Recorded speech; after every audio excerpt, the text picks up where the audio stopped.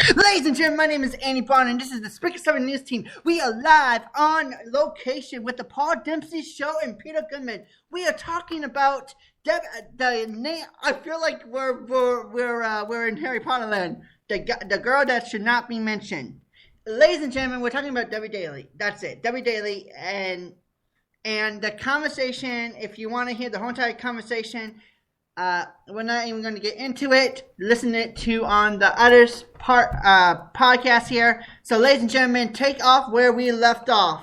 Paul Dempsey, go. Okay. Well, thank you, Andy, for putting me onto your network there. So we're on News Guys Network and the Andy Bond network of stations. We're just doing a bit of a recap of some of the things that went on News Guys' Epic show last night. Peace was made.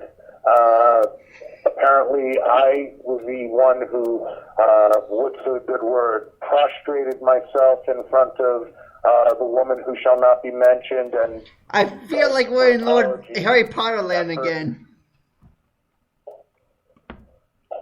I'm sorry, what was that? I said I feel like we're in like Harry Potter, like you do not say the name Lord Voldemort. I feel like we're in the Harry Potter again. Have you all watched the Harry Potter movies? I need News Guys translation. I'm sorry, I wasn't. Anyway, Chapter, I was reading the Chapter. Back to this. So we were just talking about that, but. You know, the last 2 weeks I come on here and say I'm not going to spend any time on this or wrap it up quick, but, you know, she accepted my apology, but didn't apparently acknowledge any mistakes she might have made. And I remember the last thing I said. She did, you know, she didn't take responsibility for the band Boycott Angela Truth stuff that was going on, basically trying to censor people. And the other thing was that she didn't take responsibility for getting involved in a Facebook thread that had absolutely nothing to do with her, telling that, and I don't have to make peace with this guy, telling this fruit Steve Rush, well, I just blocked Paul Dempsey from my Facebook account, so you don't have to worry about him coming on your threads anymore, which I think it was my thread anyway. But while she was writing this, like a tough guy, I blocked him. There was a friend request waiting for me from her, so she was trying to run some kind of shtick on Steve Rush, but I didn't answer her friend request. With friends like that, you don't need enemies, so we're friends. We've made up.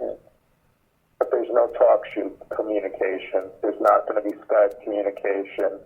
She doesn't need to look in my LinkedIn profile that she kind of, pried out of me.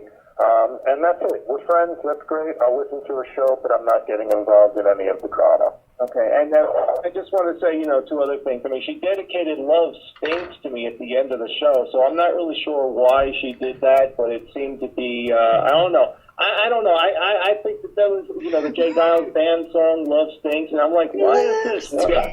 What is this about? Is this some sort? And then she's playing like Guy Shea. Guy Shea apparently did some sort of thing where he's going, Debbie, like this.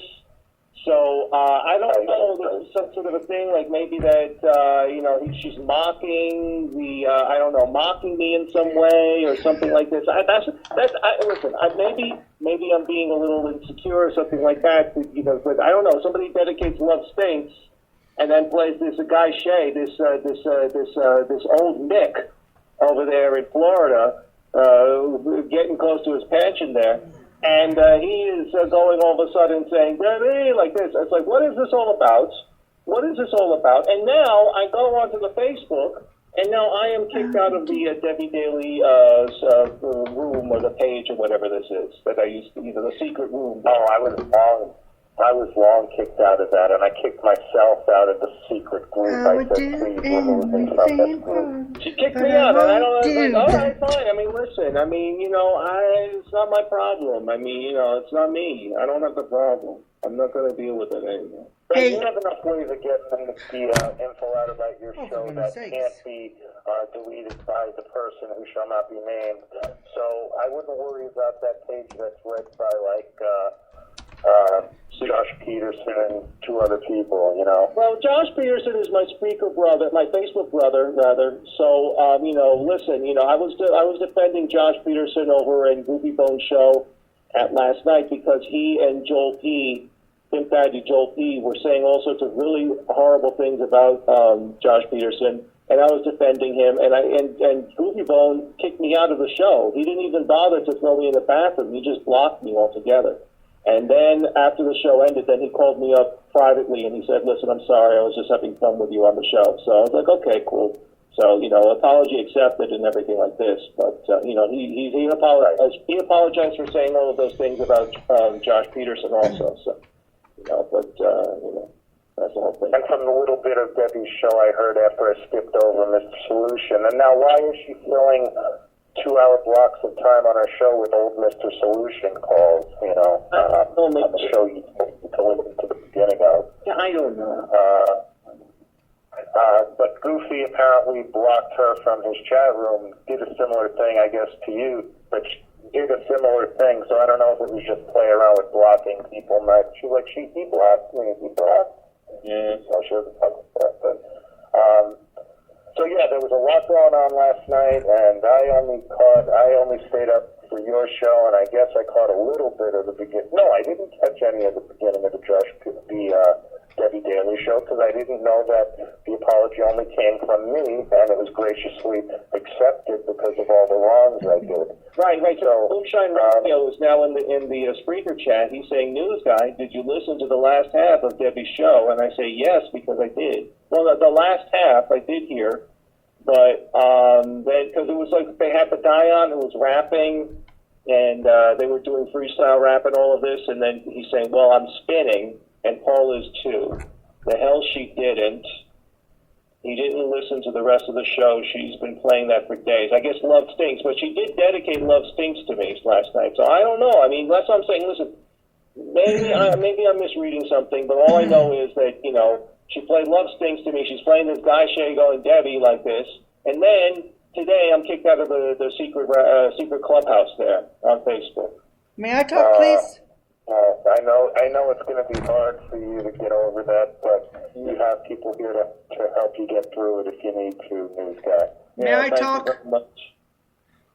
May I talk, please? So Andy, unless news guy has anything to add to this, I'm going to ignore Boom Shine Radio with Kaboom. I don't even know if he does a show. But obviously... Boom Shine, I like Boom Shine. I don't know what's going on here. May I please talk? Well, May I please talk? I've seen him post a couple of things. Like, he didn't like me wishing death on that fat, miserable bastard, I think. For goodness sakes. How could he wish death on him? Because he was a fat, miserable bastard, and he was interfering in my life. That's why I wished death on him. And he was dying anyway, so it wasn't like I wished death on him. God took him, or Yahweh. And, is it Anway or Yahweh, by the way? I'm confused on the proper pronunciation of the true God. Yahweh. Yahweh? Oh, we're talking about what are we talking about now? Well, we're talking about Yahweh now. The proper pronunciation. Okay, please. Okay, so we're talking about Yahweh now. Okay, someone just needs to give me cliff notes on what we're talking about, because we just jumped from W Daily Show to Yahweh. What are we also going to? Please give me cliff notes, please. Give me stinking cliff notes. Is she talking to the president of iHeart in order to get you on? I mean, have you? I don't. For the last time, I don't care if I get on iHeart. I don't give a rip. I have more important things to do. My business is picking up. If I get on iHeart, fine. I'm happy. If I don't get on iHeart, I don't care. I really don't care. I will ask people like News Guy to see if I can do a 5-hour show on his show with iHeart. See, type up and say, "Dear News Guy, can you please turn on iHeart so I can do a 5-hour show and see if I can handle the iHeart show?" I will ask the News Guy if I can do it because I love asking. I don't want to jump in like 5 hours and say, "Oh no, what can I do?" I don't want to play music. I don't want to talk. So I want to test drive it first. You know, a brand new car. Yes. But yeah. I mean, you know what you can do, Andy, if you want to test drive it, if you want to see what a 5-hour show feels like, TalkShoe gives you 5 hours for free. So it's basically the same thing as Spreaker, except actually, you'd be able to take calls, and, the audio isn't as good, but, it's basically the same thing. yeah, so I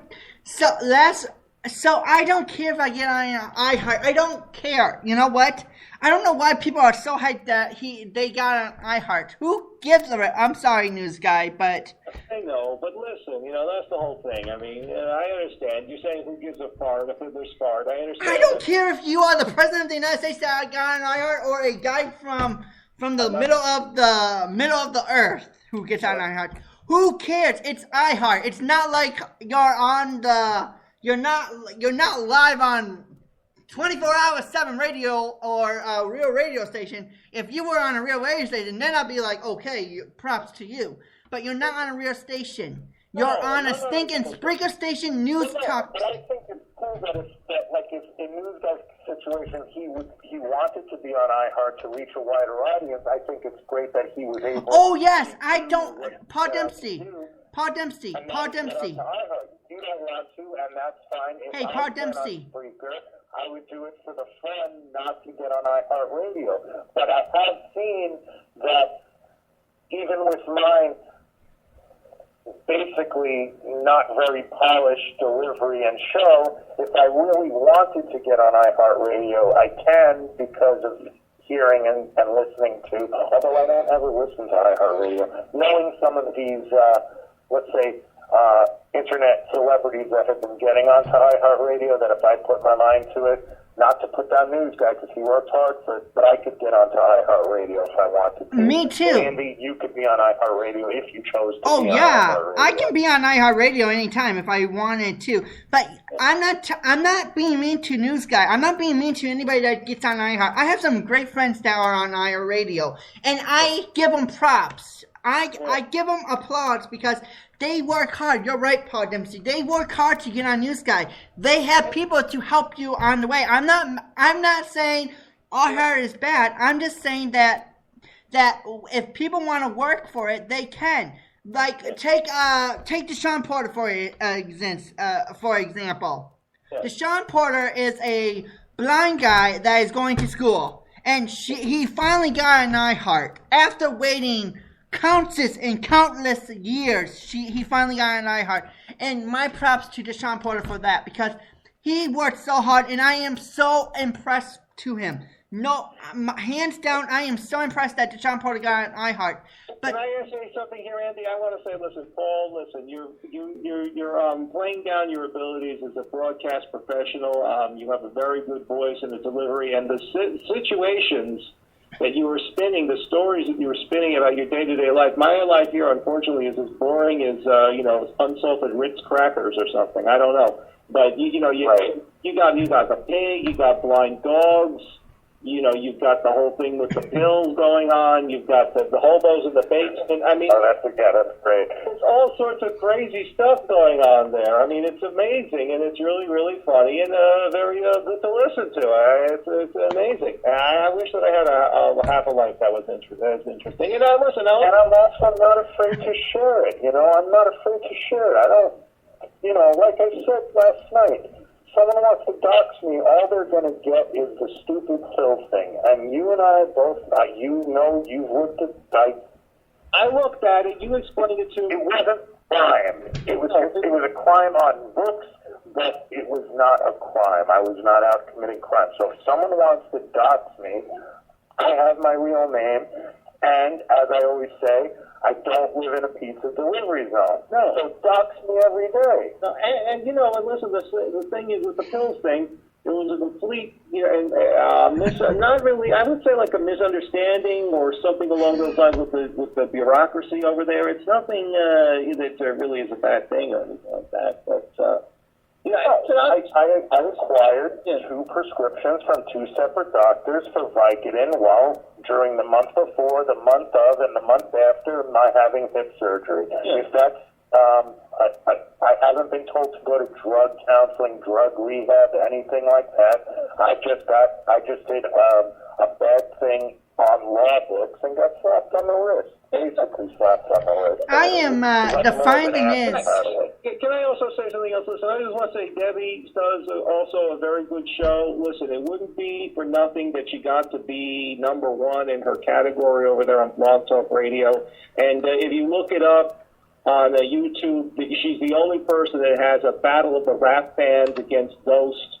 Apparently, and Ghost was like one of the biggest, if you want to talk about like internet radio broadcasters, Ghost is like one of the biggest up there with Hal Turner and I guess somebody else.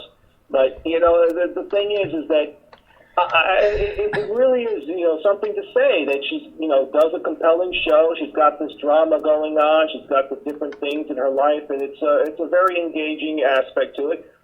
Steve Rush is a bit of a, we don't have to go there, right? But that's another story altogether. No, but not again.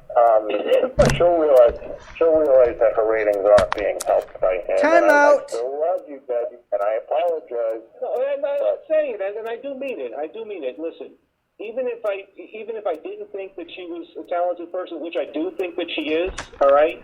The fact that she is #1 and has remained #1 for a very long period of time is a testament to her abilities and talents as an internet or even a professional terrestrial radio broadcaster. I'm saying it right now. I mean it, and I'm not going to, listen, I don't want to gush. I'm not trying to kiss ass. I'm not trying to do a Steve Rush impersonation here, okay? That's all I'm saying. Okay. Well, you'd have to sound more like this, and Okay, enough is enough is enough. Okay, guys, enough is enough. I am so sick and tired of you hearing. It's enough, okay? Jeez, shut the hell up with W. Daly and Steve Rush. Please, get on with your lives. You like to talk about Andy. I don't want to bash anyone, certainly. I'm just stating, it's my show. I don't care. I know that you're stating the obvious, but get off of it, please. I can't take it anymore with W. Daly and Steve Rush. I can't take it. I like W. Daly. I like Steve Rush. I will defend them. End of story. So I'm sorry. I like them too. Okay. I accept your apology for whatever, but what would you like to talk about today, Andy? Who's that brought you on, and I welcome you on. So let's not talk about any talk show-related stuff. What's going on with your photography career? What's going on with Spring in Wisconsin? What's going on in Andy Barnes' life?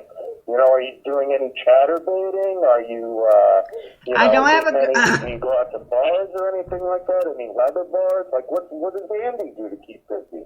Well, what I do to keep busy is I'm sorry that I blew up again. I have to work on my anger issues. I'm sorry about that, but You're not the only one, pal. I'm sorry, but whenever someone just like, oh, I'm sorry, holy cow. Anyway, my photography business is doing good. I am with the O'Connell Falls Chamber of Commerce now, so that's a plus. I am with, I work at the local Piggly Wiggly in O'Connell Falls, and News Guy, you can call up if you want to call up Dave Wick, go right ahead, I don't care. I would love to hear that interview, News Guy. Hello? News Guy? We're here, we're listening, Andy. I'm giving you the mic because I didn't like the way the conversation, we got you mad, and I don't want the conversation to continue on the subject it was going down. But the Piggly Wiggly sounds really good. I read a review of it on Yelp.com, and apparently the customer service is really great. Good people working there. They showed a couple of girls who I guess the pictures were taken. They were dressed up for Halloween. I don't know if they were employees. I think they were. They showed a picture of, I believe her name is Joanne, so it might be an older picture. Was that the lady who was a bit hard of hearing? Yeah, she was, and she is no longer with the company, and I feel like a public relations guy now. She's no longer with the company. She has been released by contract here, but she is. I wish I could know her, but yeah, she was fired because of people. The funny thing is, you get fired for. So I did see those pictures. And it sounds like a nice place, and I'm going to let you go. I'm going to let you continue this show because of some kind of glitch where I'm going to get cut out after an hour and a half, and I'm coming up on that pretty quickly. But I'd like to know, why did the meat department get a lousy review? It said that if you don't use the meat within a day, it's rotten. That the meat section isn't very good at your Piggly Wiggly. Do you know anything? Have you heard complaints about that? No, our meat department rocks, and the guy that did it was from Virginia, and I don't give a rip about the Virginia people because they don't know anything. They don't. Just read that. He is. I'm gonna be upset missing this response, but I will call right back in. Take the show away, Andy, and news guy. I'll be right back. Okay. Okay. I just got back from getting coffee. So what were you talking about, the Piggly Wiggly again? Yes, we were talking about the Piggly Wiggly. Ladies and gentlemen, my name is Andy Bond, and we are live from the News Guy Central, where News Guy and Andy Bond is taking over the show. Paul Dempsey had to go. The talk show is done. So if you want to join us on this conversation, we are simulcasting Peter Goodman, the News Guy Show, and the Andy Bond Show. So come on. We have the show of the century. I am home alone. Literally, I am home alone. My parents are gone. Well, that's good. I'm glad nobody's trying to break in or anything, right? No, I have this house on lockdown. Seriously, if someone wants to break into my house, they really need to get a crowbar. I have this place on lockdown, and I have about 500 people backing me up, so I can make a phone call in a minute. You know what, Andy? I was thinking about how much you're charging for your photography there, and I think that you really need to up the price. I don't want to. Why do I need to up the price? I don't like upping the price here.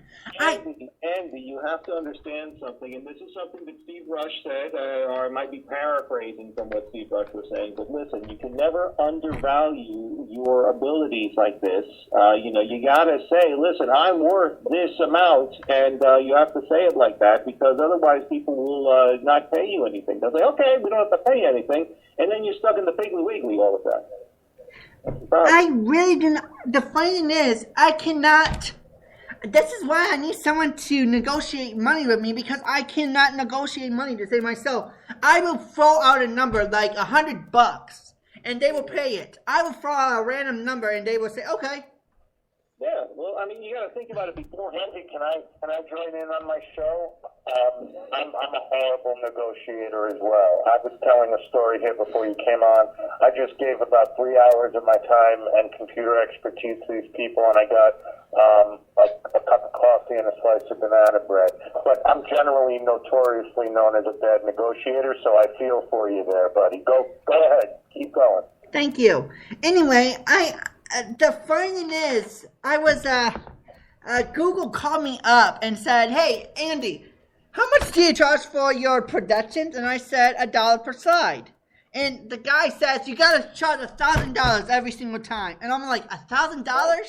Well, I think that makes a good idea. If you charge like $1,000... I'm not going to charge $1,000. My company will be bankrupt in about 5 seconds. And you know what maybe you could do? Maybe you could view this experience as a learning experience, right? It's kind of like on-the-job training. Maybe that's the way you should do it. And you maybe you could like get some expenses from this Chamber of Commerce. You can get like some. I am getting a bit. I have a list. Someone is going to make me a list tomorrow of what pictures to take.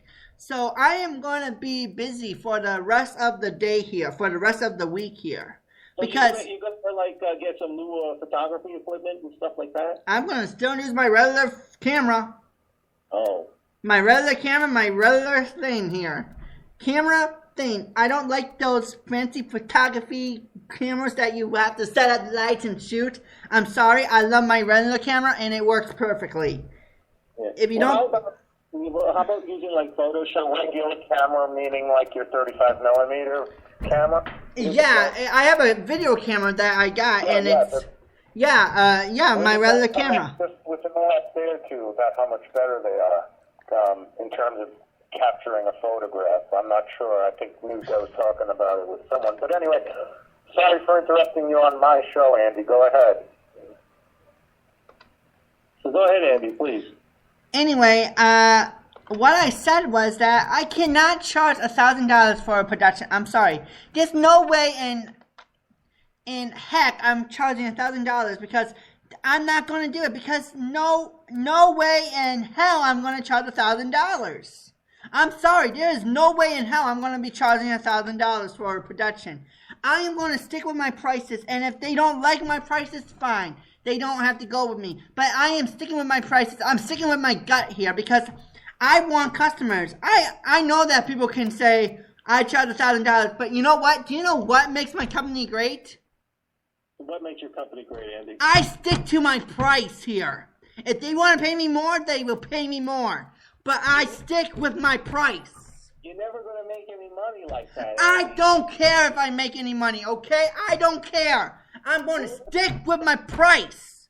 You got to make money off of I it. know, but I'm sticking with my price. $1 per slide or something, because you know what? That's why I feel responsible. I do not want to charge $1,000 for a stupid production. I will charge money for a production if I have to, like for scanning. That's $100 per scan. All right, so you get $100? $100. That is how much it costs me to scan. $100. Because it takes 10 hours for my life to scan these pictures. So $100 right there. Plus whatever they have on the scanning thing here. So, but still, $1 for a picture, that's not a lot. I think you should charge a little bit more for the pictures. Yeah, I'm a shit negotiator, but I think you need to. Does your dad counsel you a bit on your business? Because my dad doesn't counsel me. I do this on my own. I've been doing this since I was in high school, you two. And I know what I'm doing. I haven't been to college. You know what you're doing, because the Chamber of Commerce doesn't just pick some hack to do their work. I mean, I've heard of your town before you started coming on the show, so I know it's little, but, they don't just pick some guy who has an iPhone to be their official town photographer, Chamber of Commerce photographer. So I know you're good and do good work, but you could probably make more. I mean, I can't negotiate, so I can't say... That's why I need someone that knows... Or say, you get what's up. Why do you think I need someone that knows how to negotiate? I can't negotiate because I can't. I feel like I cannot do it. I can imagine. We're saying that. I'm saying that because I think you could make probably significantly more money with still offering people a good deal. That's what I'm saying. Yeah. I can't speak for News Guy. Well, see, the way I'm seeing it is that you be in the negotiation room, you're sitting there at the table, and all of a sudden you start screaming and yelling and you're pounding your fists, and that's not going to help anything. That's just not going to get the negotiation. The funny thing is, if they will ask me, Andy, how much are you going to be charging for your production? I'd be like, how many pictures do you want? That's how many pictures I'm going to charge you. So basically, they can take pictures from my Facebook. All they have to do is type a message saying I'm taking pictures. Because if I see any pictures of mine being used for any publicity, holy crap. you better be prepared because you think I'm mad now? Yeah.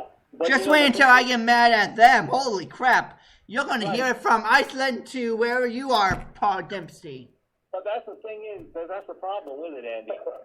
If you're going and you don't have, like, copyright holdings on these pictures, anybody can just take them and use them. Now, how are you going to stop them legally? You can't stop them. Are you gonna call them up and start screaming at them? That's not going to do anything. You got to get the copyright thing. You got to get the all rights reserved. You got to get the documents, and that costs money. That costs a lawyer. So you got to start putting that into your costs that you charge down to your clients there. Wow, this guy I banned already is from New. It's a troll, but this is what he said to me. I've been listening to you, bitch, and moan forever. Now, so shut up. This is a new show. No, it's not. You basically yell and don't get information. You yell at the time, and you never been to college. Wow, sad life, bro. Sad life. Grow up. Wow. And this is over in your chat room. Where did you get this? Andy? It's from a troll, and it's. This is like new N-E-W, N-E-W, N-E-W, new. And this I think this is over in your chat room, Andy? Yeah. I'm going to ban him, but you want to see the chat, you can. I was going to ban him in my chat, but you can see it. But this guy is a piece of crap. This new is telling me what a sad life, bro, and grow up. This sucks. You know what? I don't care if I bang my fist. I don't care if I get yelled at. I yell. It's just my human nature. I'm sorry. And if people don't like it, then change the stinging channel.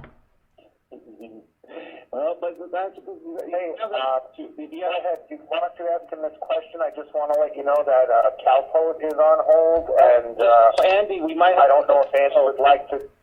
talk with Calport as well. Yeah, I don't know. I mean, maybe having Calport and Andy on at the same time. Do it. Let's have Calport on. I don't mind. Let's do it. That just might be too much. No, let's do it. Have Calport on.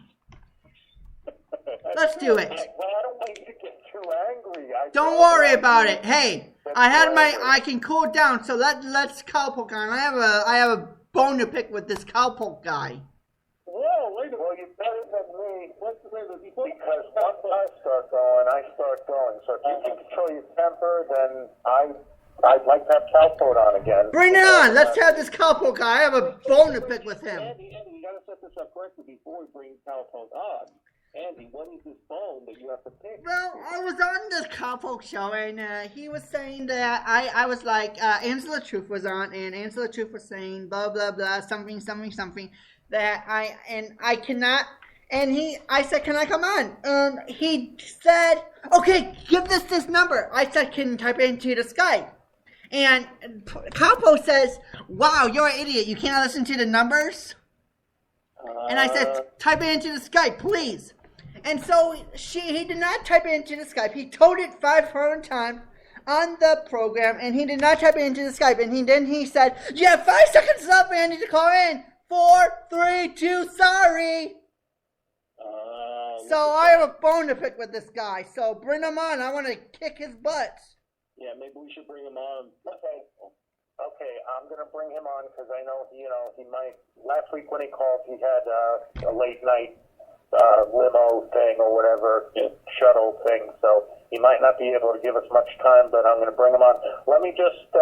I'm just going to stay back. I'm not going to give my hellos to him first, and then we'll unleash the beast on him, okay, Andy? I'm just going to lean back on this one. I'm not going to get too much into it. I'm just going to listen. Let you guys do it. Okay. It's your show, Paul. Rocket! I'm muted, sir. How you doing? Good to hear your voice. I'm at the Amtrak station here in St. Paul. I only have very few minutes, so I can tell where to go. But how you doing? I'm doing good, and I thought you might not have a lot of time. No, I understand. Maybe I'll call back to a chance. I didn't really call in to talk with screaming about. On the line. I get it. I hear him yelling and screaming about capitalist about charging for photography. Whatever. I didn't come to talk to me. I called your show to talk to you, right? No, but Calpo, you have it's your show. It's your show. It's your show. Yeah, not his show. No, Calpo, you know the gauntlet was laid. Andy Bond just explained how you were torturing him and you were hanging up on him and all these things.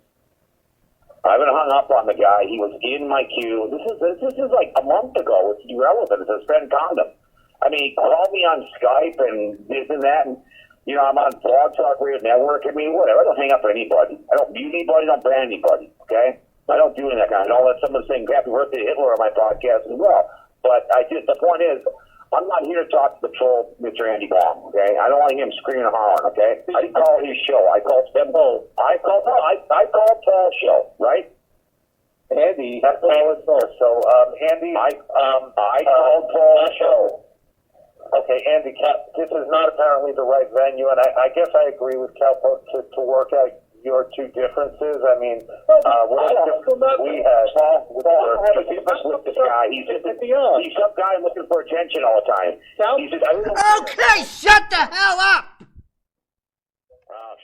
Paul, I'll call you back later. This guy is an absolute troll and grieving. I gotta go, Paul. You be well. I'll call you in a chance. Goodbye. Oh my God. One question before you go. I said in my little Facebook post about today's show that I wasn't going to talk about this because I don't care. And I know you don't like pumpkin ball. Oh, he's gone. Fuck him. Sorry, guy. Sorry, Paul. How about this LA Clippers owner? I'll talk to him about later if he calls back in. But anyway, sorry, Paul. Go ahead, Andy. I'm sorry. He didn't want to get into it. I'm sorry, Paul, that Cowpoke came out, but I was just gonna, because Cowpoke is just, and you know what? I don't have a beef with Cowpoke. Seriously, I don't. But the guy that is, he is not playing to answer the truth with his hand, literally. She's like controlling Cowpoke now with all this drama in W Daily's world. And it's like, what the heck is going on? I thought Cowpoke was a nice guy here. But no, Angela Trufa is playing into the hand of the... It doesn't make sense. Yeah, well, you drove him off there, Andy. And you know what? I'm glad that I drove him off because you know what? I just saw his true colors. He doesn't want to talk to me because I'm a troll and I can't form stations. I'm mentally retarded. That's what he could not call me up. He could not call me up. He wanted to be on the Paul Dempsey show, not my show, because Did you say you were has he ever actually said you were mentally retarded? I'm totally not trying to play dumb here. I don't know if he ever said that. No, I'm not. I'm sorry. He said many different things about many different people. But he doesn't want to call me up because I'm a troll. Basically because, my life is not interesting. Oh, do we have to all bow down to Cowpoke now because his life is interesting? He goes on to his trips. He does all these things. He's in St. Paul, Minnesota, that kind of stuff. Seriously? I don't think so. I don't like bowing down to anybody. And you know what? Wow. Okay, this guy. Oh my God. I hate trolls. This other guy, Donna Martin is saying Andy Bond is looking for attention. He spreads rumors and talks about others on Spreaker.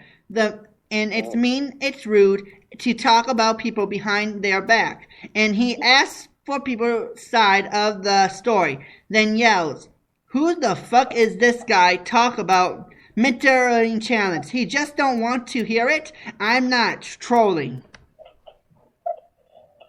Seriously, what is with everybody on my... I don't consider you a troll. You're just yourself. What is with everybody? Is everybody so mad at me today? It's unreal because I swear to God that is the second person that called me out because I'm being mean. I yell at people, that kind of stuff. And I don't yell at people. I have a high voice. No, I'm just, the intern wrote something here over in the Spreaker chat room. He said that, will someone please change Andy's diaper? That's not funny, intern. That really is not funny. That's inappropriate there. But it's funny to me. That is funny. I'm sorry. You gotta laugh at that. Good job, intern. I never heard that before. I never heard that one. I have to give intern props. I'm clapping. Intern, congrats. Oh my gosh.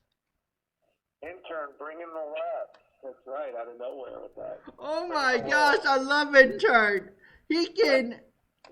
So has it ever been confirmed? Andy, can I ask you a question? Are you like booked up for proms for between now and June? Like your schedule really busy right now in terms of what your business is? Yeah, my schedule is busy.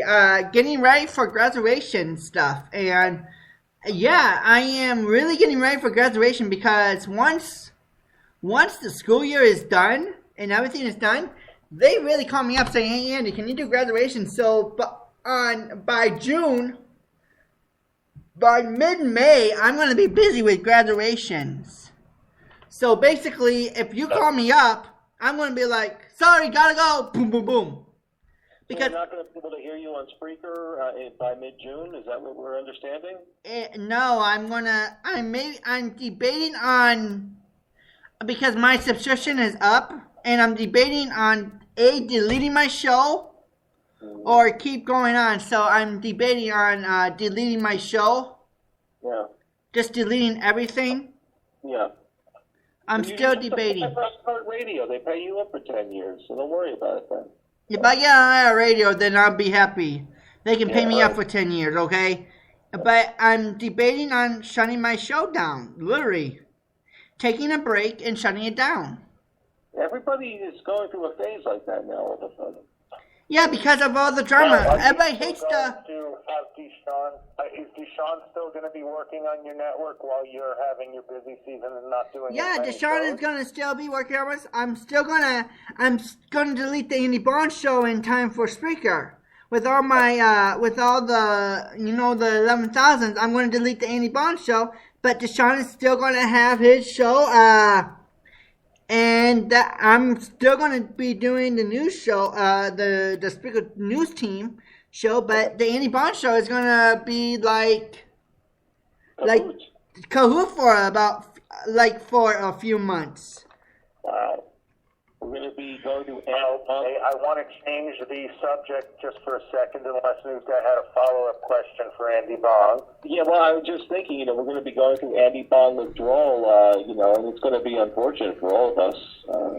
But you know what? If they always do something in his spare time and upload it to Spreaker for us? Yeah, I think that you could do something like that, Andy. What do you mean? You record something on your little laptop there, or your computer, or your desktop, and then you upload it to Spreaker. I am debating on doing auto Audacity. If you have a smartphone or something, you can. Yeah, I do have a smartphone. I'm debating on. While you're driving around. The funny thing is, I'm debating on getting all Audacity, and just uploading shows to people here. Yeah, you got to get the Audacity. That's like a free thing. Yeah, right? I know. I am debating on that. So yeah, it's. Okay. W. Daily is saying, Andy, I told you I could help. W. Daily Network is in my chat room saying, Andy, I told you I could help get on you on iHeartRadio. I know, but... Okay, the thing I was going to interrupt you about before we...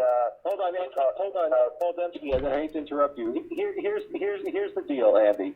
What you do is, you record yourself, or you do like 5 to 10 minute segments, just you, by yourself, no audio, no clips, no sound effects, no nothing like this, just you talking 5 to 10 minutes, upload that. You get like 10, 15 things of these up there on Spreaker, then you apply for iHeartRadio. It takes like maybe 3 to 5 months. That's why I want to cancel my Andy Bond show, the Andy Bond show, and just delete my Spreaker, delete the Spreaker 7 News team. That's how you get on iHeartRadio. It's simple. Boom. Mm-hmm. Yeah, no problem. And so and then you can tell everyone how you got Andy, that you personally got Andy Bong onto iHeartRadio. I want to get, okay, seriously, time out, everybody. You owe me big time. Okay. Andy Bong, now you owe me big time once you're the radio star. Okay, time out. Okay, I am really confused. You don't want to be on make up your mind, laugh out loud. You make an audition tape show. They cannot listen to any 1 or 2 hour show. They cannot listen to any Right. 1 or 2 hour show. They have to listen to like 5 to 10 minutes. This is what I'm going to tell you again. Step 1, record yourself 5 to 10 minutes doing what you're doing. Upload this to Spreaker. Do that. Make like 10 to 15 segments like this. Then you apply for iHeartRadio. I should have stick with my 30-minute account. While you're waiting for the application to go through, you continue to do this every week. Every couple of days, you put up something new. Boom. Then they give you the okay, then you're free for 10 years. No problem. Come on. Do you know what my schedule is on? I'm busy. You're on Spreaker all day, Andy. No, I'm not. I'm on Spreaker at 4:00 p.m. and that's it. Then I do my radio show. Then I'm done. Then I do something else, like my business. That's it. From 4 p.m. when my show is on, or when someone wants me to say. When someone calls me up saying, "Hey Andy, why don't you do a dance show or lead up to a dance party?" So I would do a dance show. Those are the 2 shows I do, Peter Goodman, a news guy. And don't ever say that I'm on Spreaker all day. That is a lie. Well, yeah, I know that you were on there in the morning. You're on the speaker a lot, Andy. You're always scheduling a morning show. I don't know if you do it, but when I see upcoming shows, I always see Andy on 10 a.m. So do you do that daily or not? I don't do a morning show. You did that one morning show. I came home and came home early. You were there with that. Yes, because of my wart. I have wart remover on Wednesday, so I get days off. So yeah, I do a morning show. You have wart removal? Yes, I have warts on my fingers, and I knew this. And they do this nitroglycerin,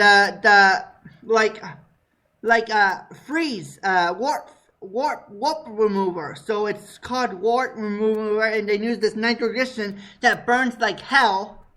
So I do the show because I need to keep my mind off of the burning. So why do you think I do my shows in the morning? Of course I do it when I have my days off, but sometimes I don't do a show in the morning, or I don't do a show in the evening. You can ask my followers. I don't stick to a schedule. I'm sorry, I can't. Wow, I didn't know this about the warts. I have a life. I'm not. You wouldn't. I agree with you. Well, lately my life's been pretty exciting, so I can't say you have more of a life than I do. But generally, I think you probably have more of a life than I do, and definitely more than news guy, apparently. Yeah, come on. My life is like, I don't know, it's like slow motion. Your life is so boring, it's unreal. I swear to God that you're in Iceland. What is it to do in Iceland? Well, it's 9:45, and it's still bright daylight outside, so that's one good thing. But other than that, I mean, it's it's like paint drying over here. Oh yeah, and W Daily tells me to say, tell news guy I already told you this. That I heart 5 to 10 minutes. So sorry, W Daily is in my chat room. No. We have the yellow. These are not warts that compound W or some over-the-counter thing could melt off. These require doctor's visits. They don't. I mean, you started talking about the warts, so I'm following up. They don't use compound W, and that compound W crap doesn't work to save their soul. But they use this nitroglycerin that burns like hell. They shoot it like hell. It burns like hell, and you want to scream to your mom. You want to scream out, "Please help me." You scream. It burns as hell. If there was a cute nurse, I would say, "Can you hold my hand?" That's how bad it is. If there was a cute nurse, I would say, "Can you hold my hand?" She would not probably want to hold your hand with all the cords. Do they give you any pills after that for the pain, Andy? No, I don't take any medicine. I don't. But afterwards, I go to the local bar and get some boneless wings. What did you get? Bonus wings? Boneless wings. Oh, boneless wings. So that's Yeah, I go to the local bar. Reward yourself for going through this pain? Yeah, I go to the local bar. You do not go to any bar. Yes, I do. A bar to drink? I don't believe you. Yeah, I think he's... Go to my you want me to prove it to you? I think you're trolling, man. You want me to prove it to you? Yeah, I want you to prove it. Okay. Go right ahead. All right. Fine. I'm gonna bring up my YouTube. Go to my YouTube page. I'm gonna give you the link, and I'm gonna prove it to you that I go to bars. I'm not kidding you. I really do. Okay. Which bar do you go to? Is it just like a regular like like O'Shea's, the Dirty Mick, or something like that? Oh no, I go to I can't find it. Wow, I have a lot of productions You go to here. the windmill? Do you ever go to the windmill, Andy? No, I go to North Carolina's Bar and Grill. It's a bar. It's a pub and grill. So I sit at the bar and yeah, I go to a bar. But they give you boneless wings here, but you don't have any beer. I do not go to a gay bar, DJ Shazala.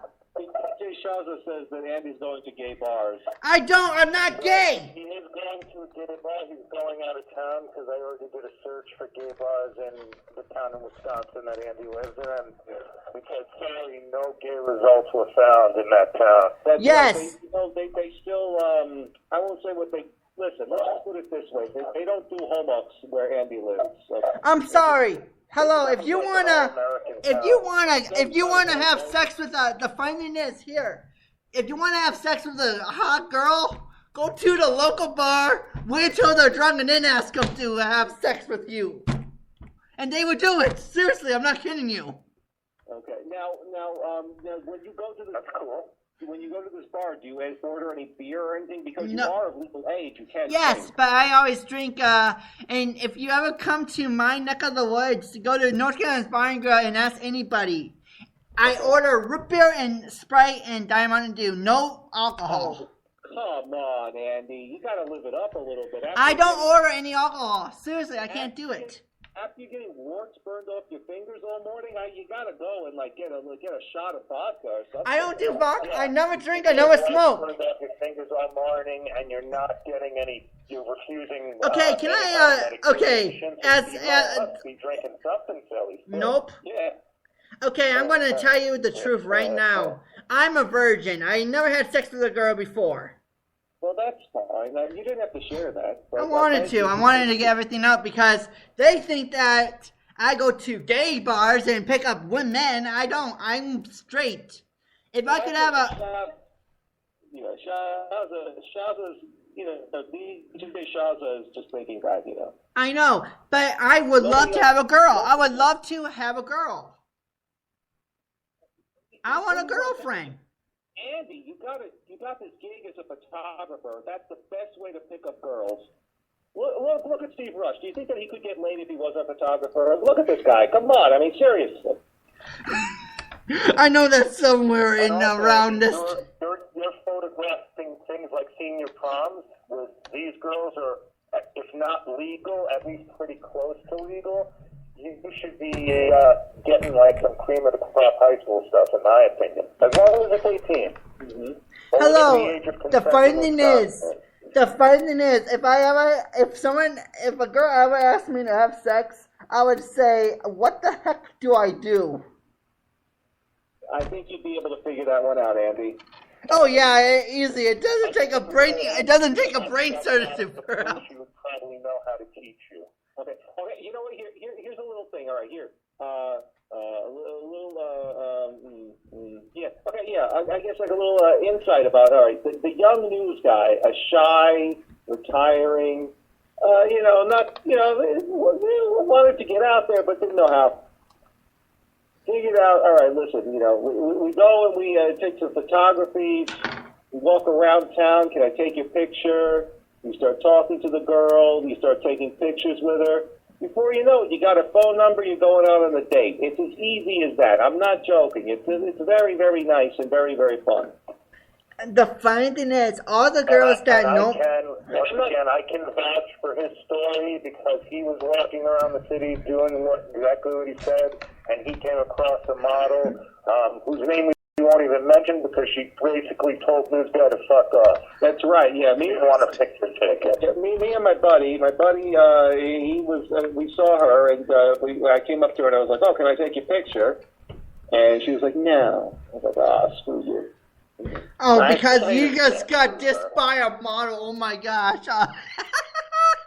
I'm not telling the story correctly, but I'm not going to tell it. So that's. You know what? Can I have something? You're telling the story correctly. You're saying that you, or in this case with the model, your friend, you went out. You go out and Andy should just go up and say, I'm a photojournalist or something. I'm compiling, photos of, just regular people here in a Conso Falls. You don't even. Can I take a picture? Yeah. You could do that. You could say, listen, I'm practicing photography for my class. I'm taking like photography courses in college or whatever it is, whatever the story you want to come up with. I need a subject. Would you mind taking 5 minutes out of your day to take a picture? I'm not going to be like those guys on porn shows. Girls, they love to get the attention. You talk to any girl, they love to have. Okay, fine, smart Alec. If I ever come to Iceland, you prove it to me. You come to Iceland, you will definitely, you will lose your virginity in about 5 minutes. I'll tell you that, my friend. Prove it. If I ever come to Iceland, I will look you up. Prove it to me, you son of a gun. You know what? Well, I'll take you to the bar. You're not going to be drinking no root beers either. Hey, if I ever come to Iceland, you better hook me up. Hey, I will literally be on the airplane calling you saying, I'm arriving in Iceland. Pick me up, please. I'm cold. I have a feeling you'd like going in there in Iceland, Andy. I've read a lot about Iceland, especially since coming across Newground, mostly since. The girls are fairly free with the sex, not free with it, but sexually open, let's say. They're liberated. You know what? I was making up a song before, and you were hearing this. So I was making up a song because there's a hot girl called LAX, and she is in her bikini, and she is taking pictures in her bikini. And the song "I'm in Love with a Facebook Girl" it just came right into my mind. Oh yeah, you were singing that. You were writing this song. You want me to? I finished it. You want to hear it? Well, I just got to set it up, Paul. This guy, Andy Bong, I was trying to call into the talk show there, and he's writing this right off the top of his head. I'm in love with a Facebook girl. You got to hear this. It's amazing. Go ahead, Andy. 1, 2, 3, 4. I'm in love with a Facebook girl. She is the prettiest thing I ever seen. I'm in love with a Facebook girl. She's the hottest thing since Dancing Queen. Oh. I'm in love with a Facebook girl. Her name is LAX. She is the hottest girl ever. She works in the Victoria's Secret model. I'm in love with a Facebook girl. I'm in love with a Facebook girl. How do you like that? I like Very good. It's really not a bad song. It's got produced right. Now, we've not going out to Sharon Idle in my chat room. How is Sharon Idle doing?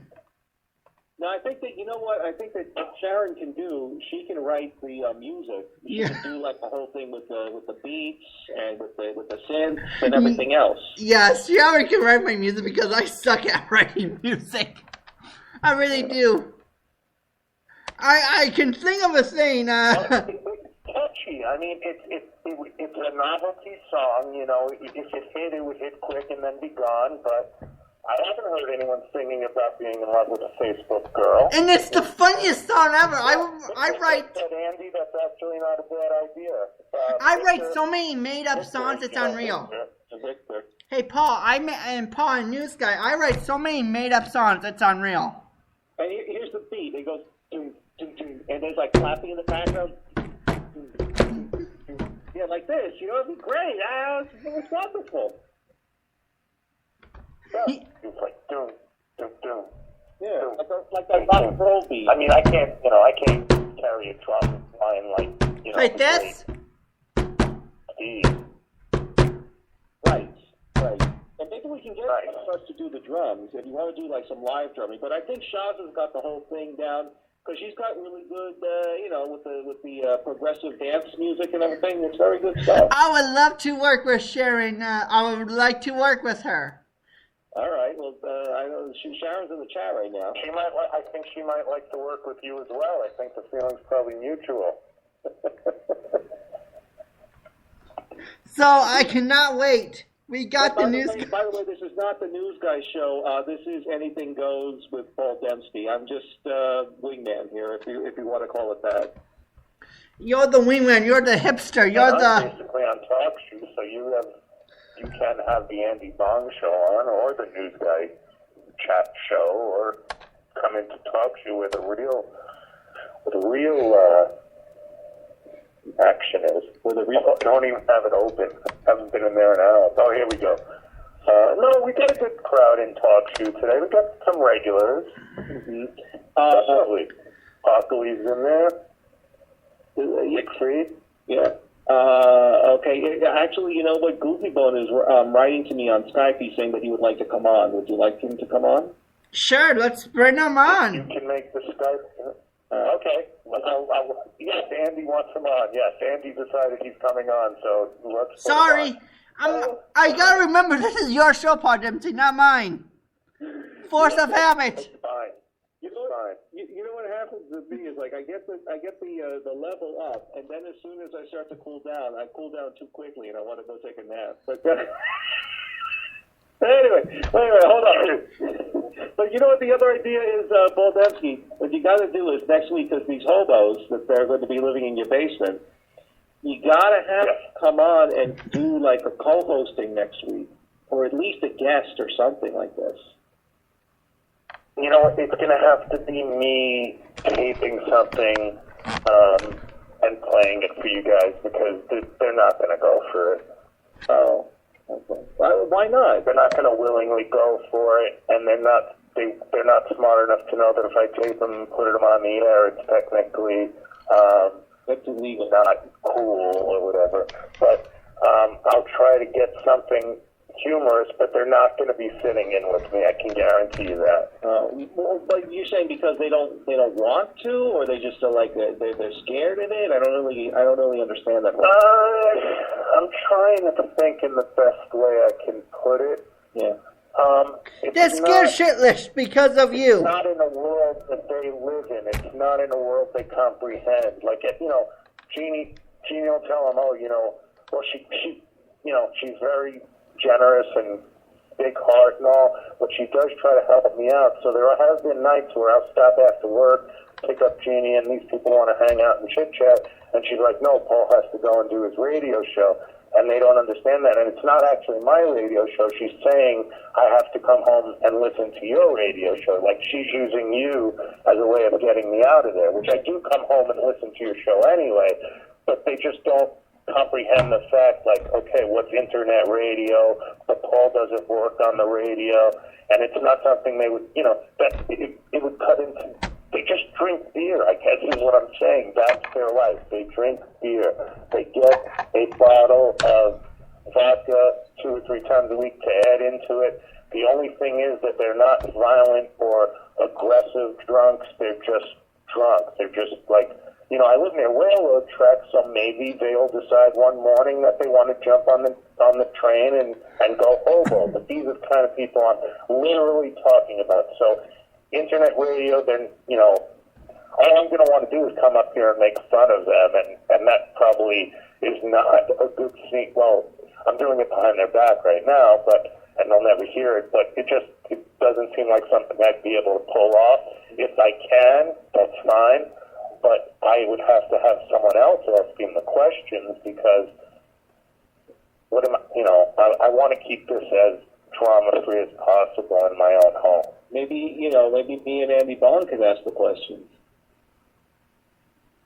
Like, what would you ask? When did you graduate from... Nope, I would be like this. When did a 24-pack case become unacceptable? No, Paul Dempsey. When they introduced the 30-pack? Yeah, Paul Dempsey, I would do like this. Paul Dempsey, I would do like this. Hi. Andy. Hold on, Andy. Sorry. Now it is my show. You stay right there or... We'll come back to you. We'll come I back. just want to hear what these guys suggest. Like ask about Life Under the Bridge. Like there's like a whole 20 minutes at least with that about Life Under the Bridge and with that silver thing that they've got to wear when they're living under there. I mean, how was it? The technology developed by NASA suit for sleeping under bridges. Yes. That suit. Yes, and like how they. It's sub-zero weather in the morning on a Vermont winter. I mean, this is an amazing feat of survival. And what's also funny is not even like if it did come to that and it was still the middle of the winter, it wouldn't be like I consider. Well, I wouldn't consider taking myself out, but that would be the worst possible thing I could think of. I'm going to go and have to live under a bridge in Vermont in the winter. Whereas to these people, it's just one of those things like the shrug of the shoulders. Oh, I guess we'll go back under the bridge. Yeah, that's the thing. Right? So that's like not something you learn to deal with overnight. That's something that they've been doing for quite some time, right? At various times of their life. That's why. Fat Boy was their meal ticket, and with him dying, I mean, they probably wished him dead 10 times a day, but then he actually did die, and look where they wound up. So that don't look, I guess they looked their gift horse in the mouth, or I don't know, something like that. What happened to wish for something, you might get it. Yeah, but what happened to the cat that this guy had?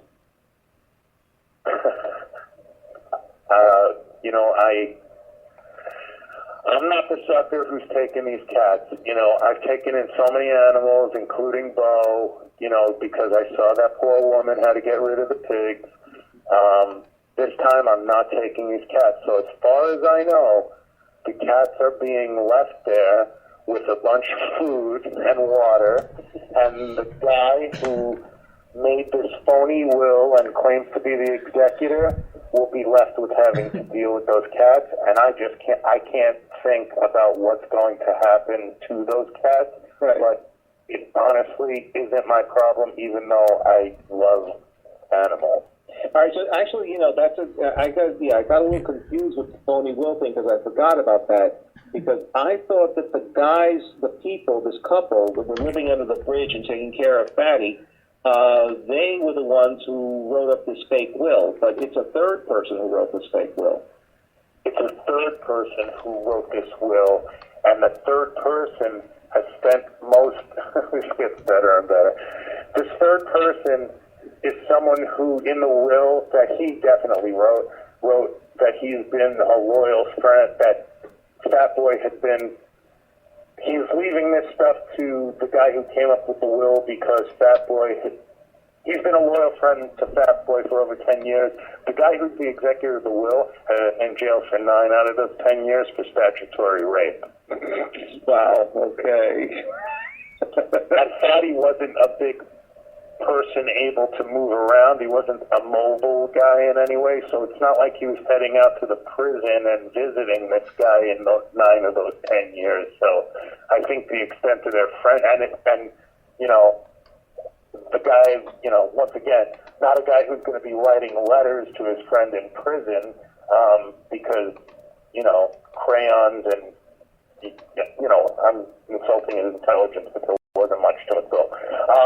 The guy wasn't, there for him for the last 10 years because 9 out of 10 years the guy was in prison. No, I'm not bringing those statutory rape people in my house, that guy Apocalypse. I'm bringing bums, hobos, alkies, whatever, into my home. Where was I going with this? The people who were the caretaker were the people who were slapped with the fake will, and gave up whatever the guy had to the guy who had the fake will. Gave up whatever he had. So the guy who was in jail... And so they're leaving the cats for statutory rape guy who has the fake will. Right. You deal with it. Right. But now statutory rape guy who has the fake will, he was in jail for 9 years, so he comes out of prison the last year and he sees his buddy dying, and the first thing he thinks is, all right, I'm going to concoct the will and take over his house or his apartment. Well, I think what happened was he concocted the will the day he called looking for this guy for some reason. He didn't call him regularly even in the time I knew him when he was out of prison. He called there one day. They told him, the bridge people told him that Dave died, and the next day he brought the will over.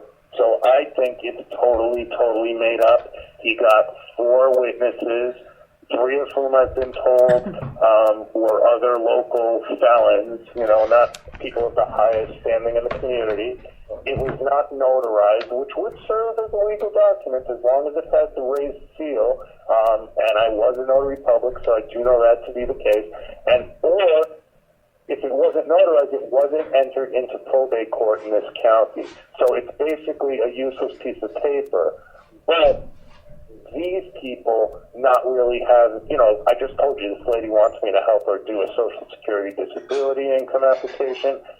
But this woman did go to college. She just drowned out all her brain cells and body by drinking so much. So she was stupid enough, or not stupid enough, to say, here you go, here's this stuff, you know what you're looking for. And the will wasn't specific. It was just like, and I leave to my good friend, blah, blah, the statutory rapist, all of my electronics, all of my, I can't think offhand, basically all my electronics, which was like the 60-inch plasma and a couple other things, and all of my worldly possessions to so-and-so. And I wanted to be made known that at no time did I ever offer or promise to leave anything to female woman who lives under the bridge, a caretaker. He specifically put that into this fake will, so that she would know she had no claim to anything. Like, thank you for telling me Fat Boy's dead. I'm gonna now I'm a criminal mastermind. I'm gonna come with this will tomorrow to show you that now that you told me he's dead, I'm entitled to everything he owns in his house. Which most of it was not owned. It was owned by this rental center place who came and got their stuff once they were told he was dead. Wow, that's amazing. How about, you get these hobos down in the basement, you make them clean it out first. That would be, part of the deal. Earlier I said I'd like to get the one who is the woman to, part of the basement is finished, but part of it around, the water heater and the furnace is still cement floor. I was thinking maybe get her down there to scrub it a little bit. She's got to earn her keep some way. I don't need to be fed beers all day, so that's not going to be paying me off. I certainly don't want her cooking for me because I actually have tried it and just, I didn't get sick or anything, but I was like, gee, I'm not eating this. Just eat it. And I didn't get sick, so there's not much they can do for me except any cash they come into that doesn't go to the booze should come to, let's just say, Jeannie, because I want to stay out of the financial thing because, as we were talking earlier with Andy, I'm a terrible negotiator. Yeah, and Desert Rose is right. Desert Rose is right. You have to be careful with this whole situation. Well, I'm not naive, as you know. I'm street savvy, but there's nothing of super value that can be stolen, and I live so far off in the woods that once they get here, they're pretty much at my mercy of bringing them into town or getting around. Neither one of them have a car. The female, by the way, has 11 or 12, I forget what we call it up here, DUIs, DWIs, driving under the influence or driving while intoxicated. She's got 11 or 12 of those, so she's not getting a license anytime in her probably relatively short remaining lifetime.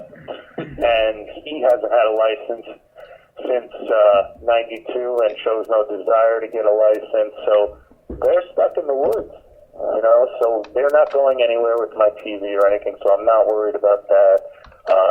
Any jewelry Jeannie does have is well secured, and we're not too worried about that. Also, she'll be living in the basement, and her first desire is not going to be to climb my stairs to come up and go through my stuff. It'll be hard enough for her to even get up the stairs when she needs to.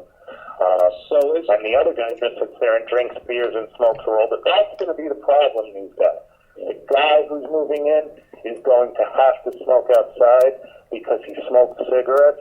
And he's not only does he smoke cigarettes, he smokes rolled up tobacco cigarettes, like hand rolls or something like that. And this stuff smells even worse than tobacco cigarettes, manufactured cigarettes. That's right. They stink to high heaven. Yeah, those rolled up ones. Yeah, and maybe it was you or somebody else. Somebody fell asleep with a cigarette in their bed. No, who was that? Somebody said that. I forgot. It wasn't you, but it was somebody else. They fell asleep with a cigarette in their bed. Oh, it was who was it? They fell asleep with a cigarette. But they were okay with it. They didn't die or anything. They didn't get hurt or anything. Was it Goofy Bone? I don't remember. It would have been a joint with him. Yeah. Anyway, Fat Boy had diabetes and neuropathy of the feet, and I guess his neuropathy was so bad that he dropped a cigarette on his foot, and his skin started burning, and he didn't even feel it. Oh, not good. Not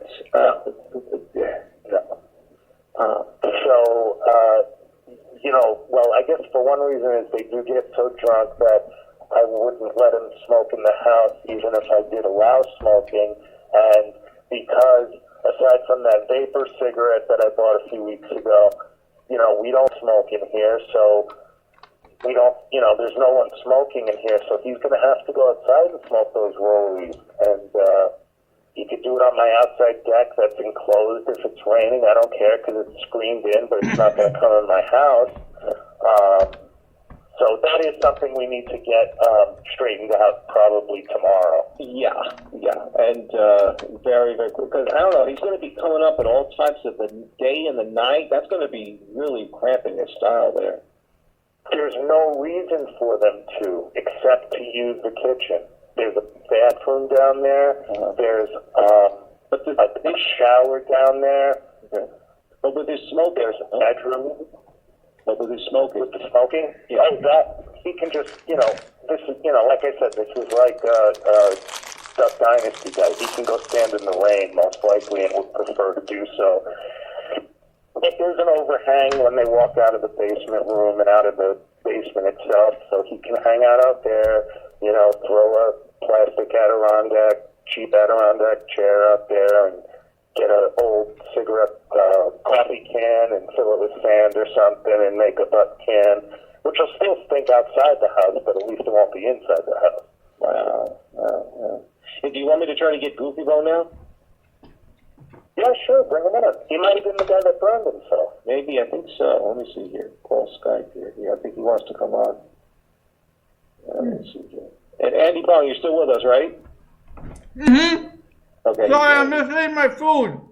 Oh, wow, look at this. What are you eating, Andy? Okay, well, Andy, I would suggest staying out of the bars because you don't want to wind up selling all your photography gear and sitting around drinking beer and wind up living under a bridge. So no, I just ate a roast beef, chicken, some cake, and a water, and that was so good. Okay, bring on Goofy. I'm trying to get Goofy on. He's not picking up now for some reason. I don't know why. He's not picking up. I don't know why.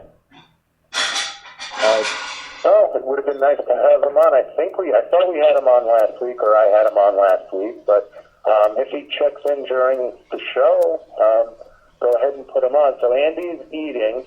Now, are you there, Andy? Like, while you're eating, can you hear me? Hey, Paul Dembski, Calcode is back. Oh, okay. He's over on top. Get to where I gotta go. Cat code. Andy Bong is eating. Oh wait, he's not. Nope, not anymore. What's up? Unmuted. Oh no. Hey Hey, stay in the background, Andy. Michael, Andy Dong is eating dinner. He is still on the line, but he's not active in the conversation. That's a good thing. I didn't call the top to that troll. So I gotta say right now, I didn't. Listen, Paul. It's your show. First, how you doing? I'm doing great. Yeah, I've been telling some Good to hear your voice. stories. That's a real word. I'm doing great. Good. That's it. So am I. I'm well. As long as the family's well, things go well. You're healthy, you're wealthy. Howard Hughes died a millionaire, very sick man, right? Yes, with needles stuck in his You know what I'm saying? I mean, it is. Look at Michael Jackson died, a drug addict in the outskirts of L.A.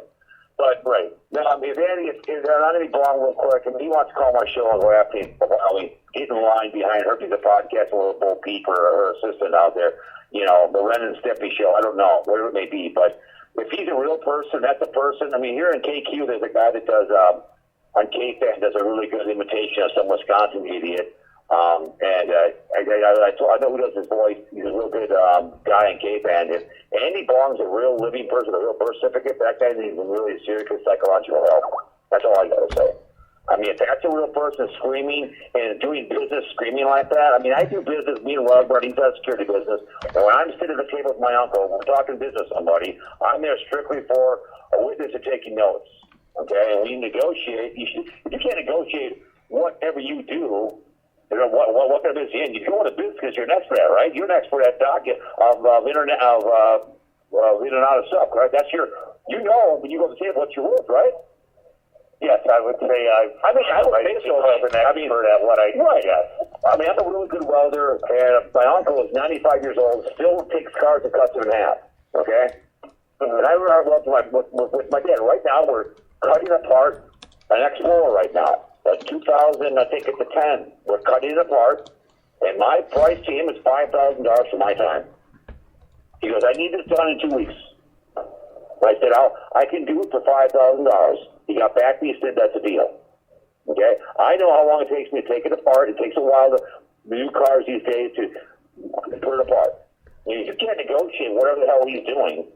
Bitch, please. I mean, you know what you're worth. I mean, if news fools do something, what I do professionally for a living, yes. But in terms of like the situation I was talking about, if I was actually renting a room to people who were actually paying rent, like a negotiated thing, you know what it is. You know what it is. You know what it's worth in the area you live in. I mean, I live in Minnetonka, which is a nice area. It's a poor side, but I wouldn't know if I rent my room out. If I was going to rent it out, my cabin is up in Underwood, Minnesota. Google it on North Turtle Lake. It's a nice lake. I rent the house out for snowmobilers for $600 a week. It's a cheap, but it's a nice place. I give a fair deal. Okay, I mean, whatever business he's in, he should be touring if know what it's worth. Okay, I mean, I don't know. Whatever with him, and he wants to be at touch the hem of the herbies of podcasting and Little Peep, you know. He has his business. I mean, the guy, like I said, if he's a real person, Paul, like me and you are, he's not the guy doing a voice. If that's a real person with a real birth certificate, that guy needs to get some seriously psychological help. You know what I'm saying? Seriously. Think about it. I mean, he screams and hollers. Is that a way you communicate with people? No, I blow up sometimes, but generally, no, I don't like to get my blood pressure up over something like that. You don't really hear me screaming too much. I may piss and moan, but I mean, if I'm negotiating, me and you are doing whatever me and you are doing a business deal, how far would it get at me if I'm screaming at you at a business deal? I mean, if you were to do business and would you do business? Seriously. The way he speaks and screams, I know. I mean, that's pretty much who I am off this podcast. I'm a goofball. I screw around. I don't cuss even. I very rarely cuss on the phone with anybody. I'm even on Facebook. You're doing characters, so you can have a character that might yell more than another character. I don't swear. Do you hear me swear in character? No, you don't swear. And when I have gone in there and trolled in the past and put in, stuff that was, obscene, let's say, you have called me out on it. And I bypass that because it is what it is. I can communicate with you, and I can be really pissed off right now, so I can go after you without upsetting. I can communicate with you man to man in the English language without. I mean, I saw it yesterday. Well, I was a news guy popped in there, and they're talking about they're talking and they're and they're talking. I get it. People like to use the N word or anything else. I get it. Wait, Calpo. I was not in your show. This guy, by the way. Saying any N-bombs or Cal. That's where you're coming off with this. Andy, you yourself, man. No, but I get it. I mean, people like to drop the N-word all the time. I get all that. I don't ban anybody from my podcast or come out from the room. No. You made this accusation here, another complete lie coming from the mouth of Calco, saying that I was in your chat room dropping N-bombs. I don't even go to your chat. No. I said someone was in your chat room. Oh, okay. Yesterday when I stopped in. Listen to what I told you. Listen back to the show if you listen back to the podcast. Listen to what I told you. Don't be assumption of what I told you. Okay. Don't put words in my mouth. The words are all over the place. That's the whole thing. Whose podcast did I follow here? Yours or his? We are making sure that these records are. I know that, but listen back what I said. I did correctly listen before you speak. I gave it the ears for me to speak. I know you're in the land of ice allegedly, in the outskirts allegedly. Well, let me speak. I get it. We got to make sure because you know how these things happen here on the Spreaker. One person says something, they miss it to hear it, and then it becomes something else completely different. So I want to make that clear. Okay, Kyle. Oh my God! What is wrong with this guy? I guess next week when I have him on, or if I call his show, he just wants a one-on-one, which, I guess if it's anything goes with P. Dembski one, he would be entitled to that. But okay, first and foremost, I would have liked him to stay on, but I'm not going to. Hey, Paul Dempsey. First and foremost, news guy, have you seen my video chat? No, I have not. When I did my video, did you see me? Yes or no? Yes, I saw you, yes. Am I a real person? You are a real person. Am I a troll? No, well, you like to have fun, but I would not call you. I don't know. Well, you do like to troll, but I wouldn't say you're a troll. I do like to troll, but I do it for personal business. I do it for business. Whatever this cowpoke guy is saying that I'm a troll and I'm not a real person, screw him. Just screw him. Seriously. If Cowpoke wants to have a conversation, but no, he does like this. I did not say that. News guy, you gotta play it on your playback. I'm gonna play it on my playback, Andy, because this is what he says. And Paul Dempsey, I give you props because you take this crap from this guy. Congratulations. I have to give you props, Paul Dempsey. You rock. That's right. Because if I had to go on a show with this Cowpoke guy, I know more business than he does. Yeah, that's right. I've been around the block. He's on even more than you are. That's right. I don't get it. Why does Cowpoke hate me? Why does Cowpoke hate me? I don't know. You know what, Calpo, I think he's a bully. I think that's really what his problem is. He likes to, come in and he does his show and he can talk bad about people, but then when he's confronted, then he runs away like the coward that he is. I yell because of what I get passionate about. I yell because of bullying. I yell because of sex trafficking. I yell because of porn. That's right. I yell because I am passionate. Yeah, because of what? Porn. Wait a minute, let's back up on that one. Go ahead, Paul. So you heard the same thing? Yes. Yes, I get passionate because... Porn. Why do you yell about porn? Because I don't like it. Because what I yell about porn is I don't care what porn stars make their own money. I don't give a rip, okay?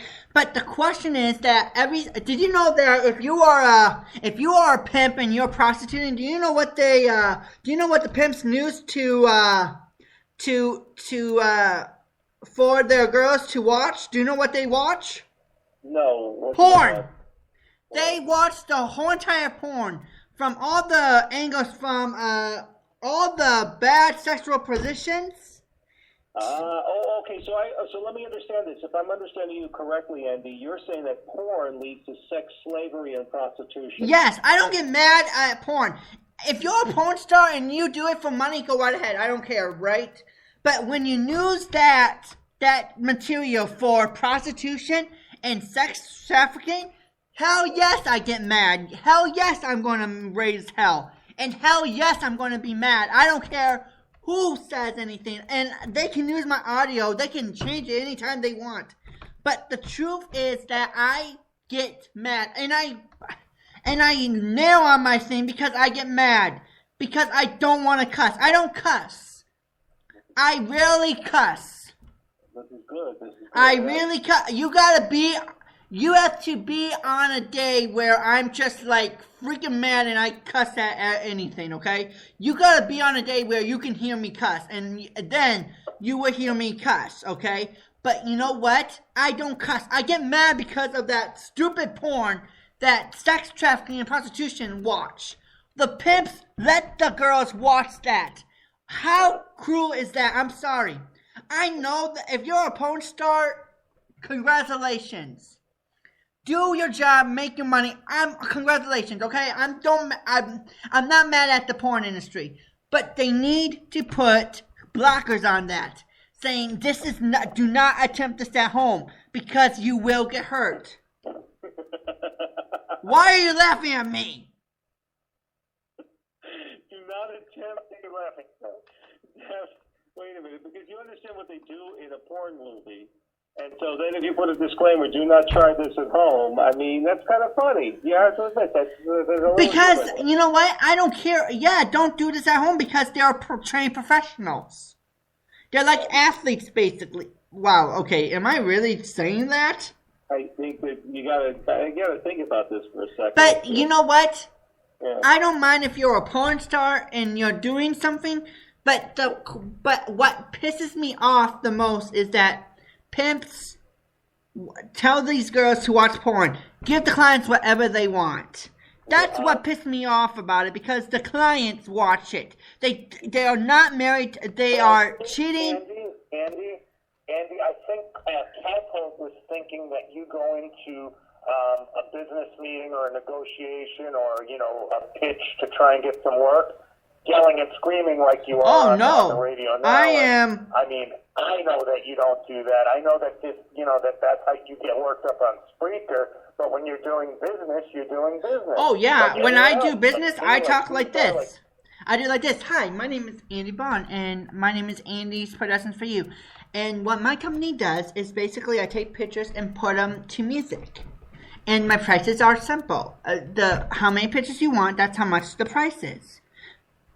That's what I do. But when I have two lives. One on radio and one in real life. The one on radio is when I get pissed off the most. And because some of the stuff that you see on this on news that you just want to rip your hair off. And when the drama is on and when someone is making fun of your friends, then you are like you see red and you turn into a crazy bull and you want to charge. Right. And you're running at like 500 miles per hour. Last night in the news guy, there was a troll that said Allie Top is a whore. Really? Somebody said that in my chat room? Angela Truth, a picture of Angela Truth that said Allie Top is a whore. In the chat room. I'm not kidding you. See, I did not know that because there was so much going on last night. It was hard. That is in the chat room. Allie Top is a whore. Allie Top is a whore. And I'm like, what the heck is going on? That's what was in the chat room last night. I wish someone had those chat logs so I could prove it to you. Yeah. Well, but seriously, someone said that about Allie, and I'm like, what? And I was not going to get into it because I was tired, and I go to bed on Saturdays. But next Saturday, I'm going to be up, and I'm going to be on your show, and I'm going to raise hell. Well, I want you to come on my show next Saturday. I'm going to raise hell. Yeah, I definitely want that. That's going to be good stuff. But I did not know that anybody was calling Allie Top a whore, because I think Allie Top is not a whore. Allie Top is a very nice girl. She's hooked up with Chris Top. She's a very cute girl, too. I know, she is. You know what? Chris Top and Allie Top are meant for each other. I'm sorry. They are meant for each other in Spreaker heaven. I don't know how that happened, but that is like a good combination because Allie Top is a little bit of a edgy girl. Chris Top is more of a not a edgy guy because he doesn't do stuff. But when you mix them together, their chemistry goes from what the heck is going on? Where was these two? To like, okay, you wanna sit down and listen to these guys, these people talk on radio because the chemistry is great. That's right. You need to have chemistry on radio, and not like girl meets boy, that kind of stuff, but. No, I know what you mean. It's like you gotta have the repartee. I don't mean to use the big $5 Mr. Solution words here, but the pitter patter, the give and the take, the ability for one person to say something and the other one immediately bounces off the ideas of the other person. Yeah. Why do you think I come on your show a lot? Because you and me get it like yin and yang. You and me gets it. So why do you think I come on your show? Like yin and yang and peanut butter and jelly. I like that. Why do you think I come on your show? Because you back me up on my BS. We can have fun. We can joke. But at the end of the day, people know that we're joking. That's right. Exactly. People are not going to get upset by it, and that's the whole problem with it. People take this drama stuff too seriously. I know. When Paul Dempsey came on and did a fake voice of David F., I did not know that was a joke. So I'm sorry, Paul Dempsey. Yeah. I'm sorry. The thing is, it was a joke, but after listening to it again recently, it was kind of funny. Not that he has Asperger's or anything like that, but. And listen, and David F., he called into my show the day after, the Monday following, and we talked for a while, and he said it was funny. He said, listen, he wasn't offended. And, and I apologize to him, so it's all great. And, if you listen back to that audio, Paul Dempsey did this really good thing, and it was just hysterical, the way the whole thing, the little bit, it was 5 minutes, not even, and the way everything just fell apart afterwards. And then Steve Rush, it was classic comedy. That's when that's what he showed himself to be. He claims not to like drama and whatever. Oh my gosh, I swear to God that... And he loves the drama. Oh my God! I swear to God that I was listening to a whole new person. According to Bathtub Girl, Steve would probably be a drama queen. You know what I'm saying? Yes. Oh my God! I never heard Steve Rush get mad at you before. Oh my God! I thought there was going to be World War III on this. Like blowing up. I'm like, what the heck is going on? Oh my God! I never heard Steve Rush yell like that. I'm like, okay, don't ever piss him off. Yeah, a guy who doesn't like drama yelling like that, I'm like, seriously, and I swear to God, everybody in the secret chat room was like, what the hell is going on? Is that Steve Rush? That's right.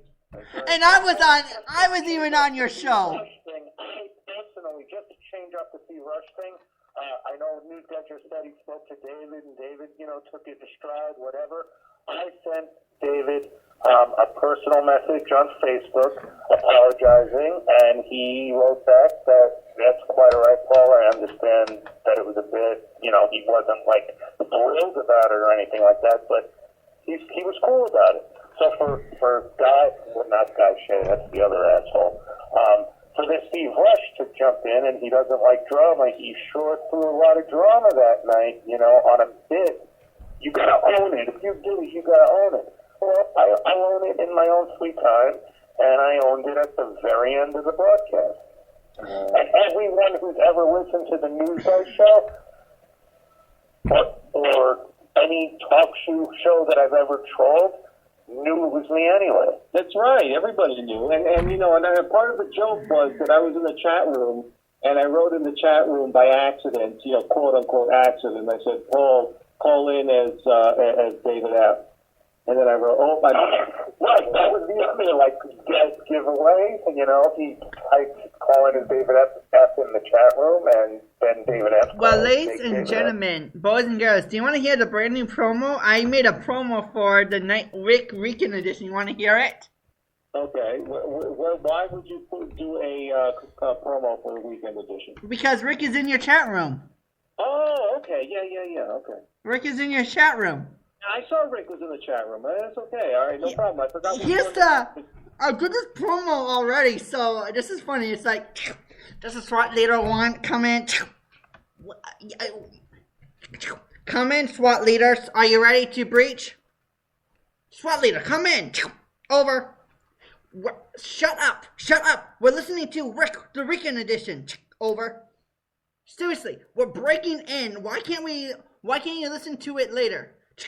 He is the funniest guy ever. Over. Okay, let's listen to the Rican edition. That's the promo. That sounds like a great promo. I like it. You gotta listen to the full promo at Rick. And is this complete with sound effects and stuff, or? No, I don't know if it's complete with sound effects. But yeah, that is complete with sound effects. I did the SWAT team leader. It was funny because me and Holly Top was on my show and Rick came in and we're just like having some fun with the promo with Rick. And Rick says, I love it! I'm like, okay, cool. And Rick is going to deny this. I just know it.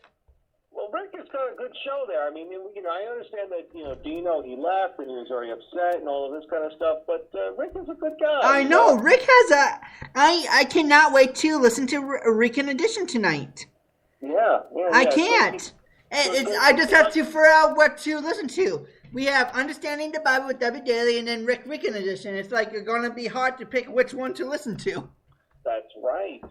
It's going to be hard to pick one because you're going to be like this. Debbie, Rick. And people are going to do rock, paper, scissors. That's right. It's going to be a good thing. Now, I don't know where Paul Dembski, he's apparently in the chat room. He drove Debbie Daly out of the chat room. Woohoo! Holy crap. No, I didn't drive her out of the chat room. She's getting hated on by, she's getting questions by Desert Rose and Prankville. And I just asked one question, and that if you're looking in there, I don't know who to trust. Prankville and Desert Rose, holy cow! So many haters. Debbie. Okay, can I add something? Prankville and Desert Rose. She doesn't answer. When they get together, Prankville and Desert Rose. Sorry, I'm taking it over again, right? Oh crap! Sorry. Go ahead real quick, and then I'll Debbie left due to no reason, due to nothing I did. Let's just say that she didn't answer my question, but she didn't leave because of anything I did. Desert Rose and Prankville, when they get together, oh my God, all hell breaks loose. Whenever Prankville and Desert Rose get together, all hell breaks loose. They are like Yang and Yang, Peanut Butter and Jelly, Batman and Robin. They are like the two worst ninja assassins. If you ever wanna kill somebody with hurt words and you wanna drive them out of your chat room, call those guys because between those two, Prankville USA and Desert Rose, they can drive anybody out of the chat room in about 5 seconds because they go back. They just attack the person. It's like fresh meat and just like a dog's attacking. It's like, what the heck? I'm in this chat room one day and I'm just like, what's up? And this other girl is in the chat room saying, hello, Prankville USA and Desert Rose. How are you doing today? You are my friends. And I'm like, oh my gosh. These two attacked this girl from right, left, up, down, right, left. And it was like everybody coming in at one time.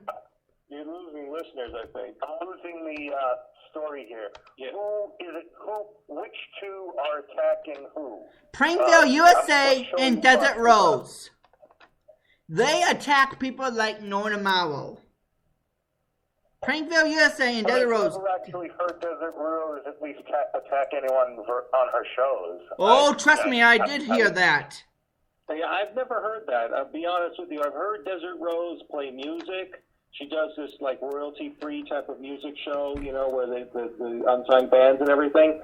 And she also, talks about her life. She does like those segments and things like this. And sometimes the shows are mixed together. But I've never heard her attack anybody on Spreaker. No, she did a great show where she was just going around to different markets in California, and she goes into the Mexican market, and they're like blasting mariachi music in there, and basic English. But that was really cool. She went to a couple of stores there in California somewhere, and one of them was the Mexican restaurant, the Mexican market, and it was just so typical. Having that music blast as you walk in the entrance of the store. Maybe I could do. So she got some shrimp and some other stuff, and it was just a cool way to do a show. Out there, using obviously the Spreaker app and just showing us a bit of her day. Yeah, maybe I got to. And she says, "Yes, I am in a Mexican area." Because that Spreaker app, Goofy Bone did a show with the Spreaker app, and it was a really good sound. I can't rap to save my soul. I'm sorry. Well, we weren't talking about rap, Andy. Are you talking about rapping? Like the Spreaker app, app. I do have the Spreaker app, and I did it at the bar one time, live at the bar. I did it one time. You gotta do another show like that, Andy. Why? Because I haven't heard this yet. I want to hear you doing a show from the bar. You really want to hear me do a show like, what's up, I'm live from the North Carolina Bar and Grill, and we are having a rockin' time. Yes, and I want to hear you ordering only a root beer and ginger ale from the bartender. The bartenders are hot at that place, holy crap. Well, get them on the show and have them talking to interview them. You know what, I will try that, but I swear to God that's not going to happen. It's got to be a good show. I think it's going to be fun. Oh, I can't wait, because that would be a funny show, because between me and them, we can talk about, those 3 hours would be like going like that. Well, the only thing I got to say is Cowpoke should change his name from Cowpoke to Cowword, if you know what I'm saying. Yeah, because he's afraid of everything. He goes in, does a show, goes in, calls in saying, blah, blah, blah, blah, blah, blah. It's gotta go by, boom, and hangs up. He doesn't stand on enough. He doesn't take his beating like a man. He is a coward. You're right. It should be called the Coward Network, starring Cowpoke. That's right. I don't know what kind of sports he would be talking about at that point, but I don't know. I can just see it right now. Hi, my name is Cowpoke, and I'm a coward. Right. The sports are ESPN. The Knicks is winning. No, wait a minute. I cannot see. Wait a minute. The Knights are winning. No, that's not the Knights. Sorry, I had to. All right. I'm sorry, I had to. Here is the news. In today's news, we have the news guy. News guy is being mean to me again. Well, I'm gonna call in. Spreaker chat room. News guys on Spreaker chat room today, and someone does have a question for you that I'm sure people are wondering, Andy. And I don't think you ever did this, but Stabby McHugs would like to know if you have ever jerked off. No, I haven't. Okay. That's a simple enough answer. Why would Stabby McHugs write that, and why would anybody repeat that? Because I think they want to know the whole everything, Andy. Like, if Andy's a virgin, well, has he jerked off? I think that's a fair question. Okay, fine. Ask me. Okay, Paul Dempsey. Otherwise, I would not. You got 5 minutes, starting right now. Ask me any question. I will answer it personally. And you have 5 minutes to answer me. And Paul Dempsey, a news guy, you can ask me any question, and I will answer it truthfully. Is this a Reddit thread, or what's going on? No, just if you have any questions for me, ask them. It can be as gruesome as they can. Just do it. Ask them. Because I'm sick and tired of couples saying I'm not a real person. So ask me any question whatsoever. Well, Cal, okay, if we're going to play this, I'll play in. But I would like to know, what is your take on spanking kids? Spanking kids? In other words, if you had kids, yes. Would I spank them? Yes, I would. If you had a child and the child did something that you felt was out of line, would you spank your child? Yes, I would. Okay, you got your answer there. Let me just see. Marco, you've got your answer there. Andy does believe in disciplining kids, and if that includes spanking, he will spank a kid. I'm looking for some other questions here. We've got 1-800-COLLECT, who is new to me, so I'll add him to my following, whatever. He would like to know if you have ever kissed a woman. What? I would say girl/woman. Yes, I have. When a girl was drunk, I was at the catfish races, and I was finishing up my shift, and there was a girl that was drunk and she kissed me on the cheek. Yes, I did kiss a girl, but a girl kissed me. Does that answer your question? Oh. Does that answer 1-800-COLLECT's question? These are not I did kiss a girl kissed me on the cheek. The answer is yes. Yes, I have kissed a girl. The question and explained it. Can I have some follow-up? So let me just go to my talk shoe page and see if anyone in there has some hard questions for you. Because I got a follow-up question. Okay, go ahead, because I'm just being pretty much told get this idiot off. Okay, they're saying, and I might know now, but they're saying what I'm asking is, all right, where did she kiss you, Andy? Did she kiss you on the cheek? Did she kiss you on the mouth? What happened? She kissed me on the cheek and then on the mouth. And then, oh, okay. And the guy and her boyfriend was right there, and the boyfriend was pounding me, saying, "Nice job, dude." Wow, the boyfriend was right there, and he didn't get mad at you. No. Wow. So she kissed you on the mouth. Was it an open mouth? Closed mouth. Closed mouth. Okay. No I was problem. scared to death. Yeah, if the boyfriend was right there, I'd probably be, No, I was scared because all of a sudden this girl came up to me, grabbed me by the ear, like just kissed me on my cheek and then on my mouth. I'm like, what the heck is going on? And she's saying, "Oh, baby." I'm like, seriously? I just want to break in here for a minute, Andy. It's an interesting story, and I want you to finish it, but Calpo has called back in, and he's not been able to make any points or talk about anything that he might have wanted to speak about when he called in. So let's give Calpo a couple of minutes. I'm sure he didn't call in to start calling you a troll or anything like that, so let's just see what's going on in Calpo's world this weekend. What's going on, man? Welcome back, Calpo. How you doing? What's going on? I'm great. It's pouring here in Minnesota. It's lightning like a son of a biatch. It's pouring. It's too nice here. I did my show this morning. It was pouring during my show this morning. It's been a little bit of break. It's just pouring outside, but we're on the desert, so we need rain. I was talking on my podcast about that Flight 370. I don't care what news guy says being perfectly landing in the water, but I tell you what, if Israel tomorrow would say, "Listen, we're going to just leave Israel and go find some island out in the middle of the ocean," they'd still be pissed. They'd still be pissed about something in Pakistan. But I'm going to tell you what, until I see that flight, until I see some kind of damages, man, I think that thing is going to be flown out somewhere. So you are of the opinion. Poldensky got cut off there. So, I don't know, I guess his Magic Jack ran out of time. He's going to be calling back in about 2 minutes' time there. But, so Calpo, thanks for calling back here. So I was getting some... Yeah, I think that son of it's on the ground somewhere. I don't care what anybody says. So you think that the MH370 is on the ground somewhere? I do too. I mean, here's what I read yesterday.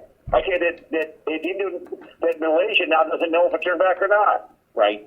They don't know. This is the thing. I mean, I don't have any propaganda, but on the cruise, these idiots were speculating. They kept saying that we're over of information given to you by some third world country.